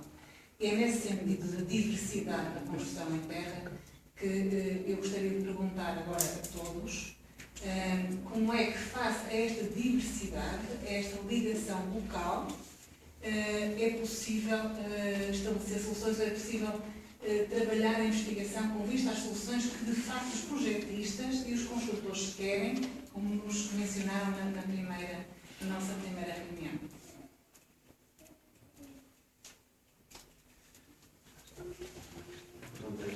Eu tenho alguma dificuldade de resposta, mas eu vou refletir em 2 ou 3 minutos. Vamos ao realismo. Alguém tem um comentário? Eu tenho uma atividade fora do faculdade, nunca estive em exclusividade, não posso mostrar também esta minha compra. Alguém vai consultar um gabinete para poder fazer um projeto interno. Vai investir 200 mil euros, ou 250 mil euros no edifício. Estará disponível a pagar uma porcentagem desse investimento. Vai ter que pagar a vários especialistas, porque tem que introduzir um projeto de estruturas, um projeto de arquitetura, um projeto de resíduos, um projeto de segurança, etc. Por aí fora de gás, e está aí um projeto de térmica. Para se fazer um projeto de térmica com simulação dinâmica, que seria o ideal, nós temos que ter a noção que os programas que estão disponíveis, que eu tenho experiência profissional, precisam de muito tempo, mesmo com interface com softwares que ainda não são correntes, porque o BIM ainda não é corrente para projetos desta dimensão, que são as construções de terra, só criar um modelo, introduzir as propriedades, simular, para depois eventualmente licenciar, já vamos dar dificuldade, exige um conjunto de horas quase sempre incompatível com os honorários que o download quer pagar. Primeira dificuldade. Segunda dificuldade era uma dificuldade legal, vamos dizer assim. Quando eu quero fazer um certificado, eu sou obrigado para ter uma licença, fazer um pré-certificado para ter uma licença de construção e um certificado para poder utilizar. E para introduzir na plataforma da ADN, há uma interface que obriga a pagar os dados num cálculo para poder introduzir e para, de acordo com uma forma que está determinada, chegamos à classe como o mínimo B menos. Se utilizarmos a simulação dinâmica, nós não temos sequer a saber. Não é questão do licenciador, porque as câmaras municipais não se pronunciam sobre os toques de térmica. Respondem, está aprovado, porque há uma entidade como a ADN, que depois mais tarde vai verificar se o projetista e o perito qualificado, que é outra entidade que é diferente, o perito é uma entidade e o perito qualificado é outra. São dois tipos de profissionais que vão intervir. É a ADN que faz esse controle de qualidade. Eu diria assim, em termos de resumo, do ponto de vista prático, não há recursos financeiros para essa abordagem dinâmica que é desejada, não há recursos. Do ponto de vista de forma, o modelo da ADN deve ser mudado tão rápido quanto possível, acho que estamos todos de acordo, em particular para as construções da terra, mesmo as novas, que podem ter uma certa especificidade, sem deixar de cumprir aquilo que é o fundamental. E o terceiro aspecto é que realmente nós não sabemos exatamente calcular.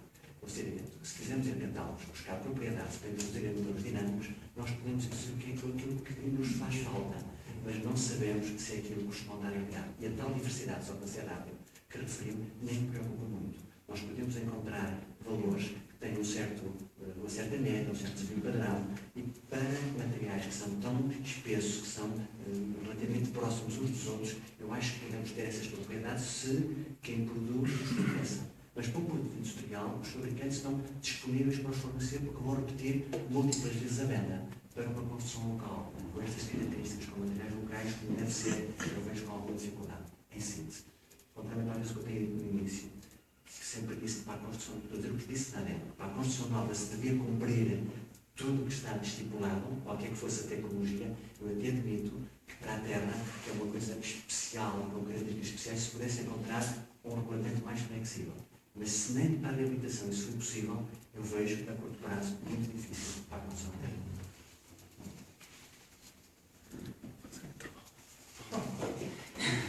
Terminando assim, passamos se calhar para o intervalo e depois abriríamos a discussão a todos, só para tomarmos um cafezinho.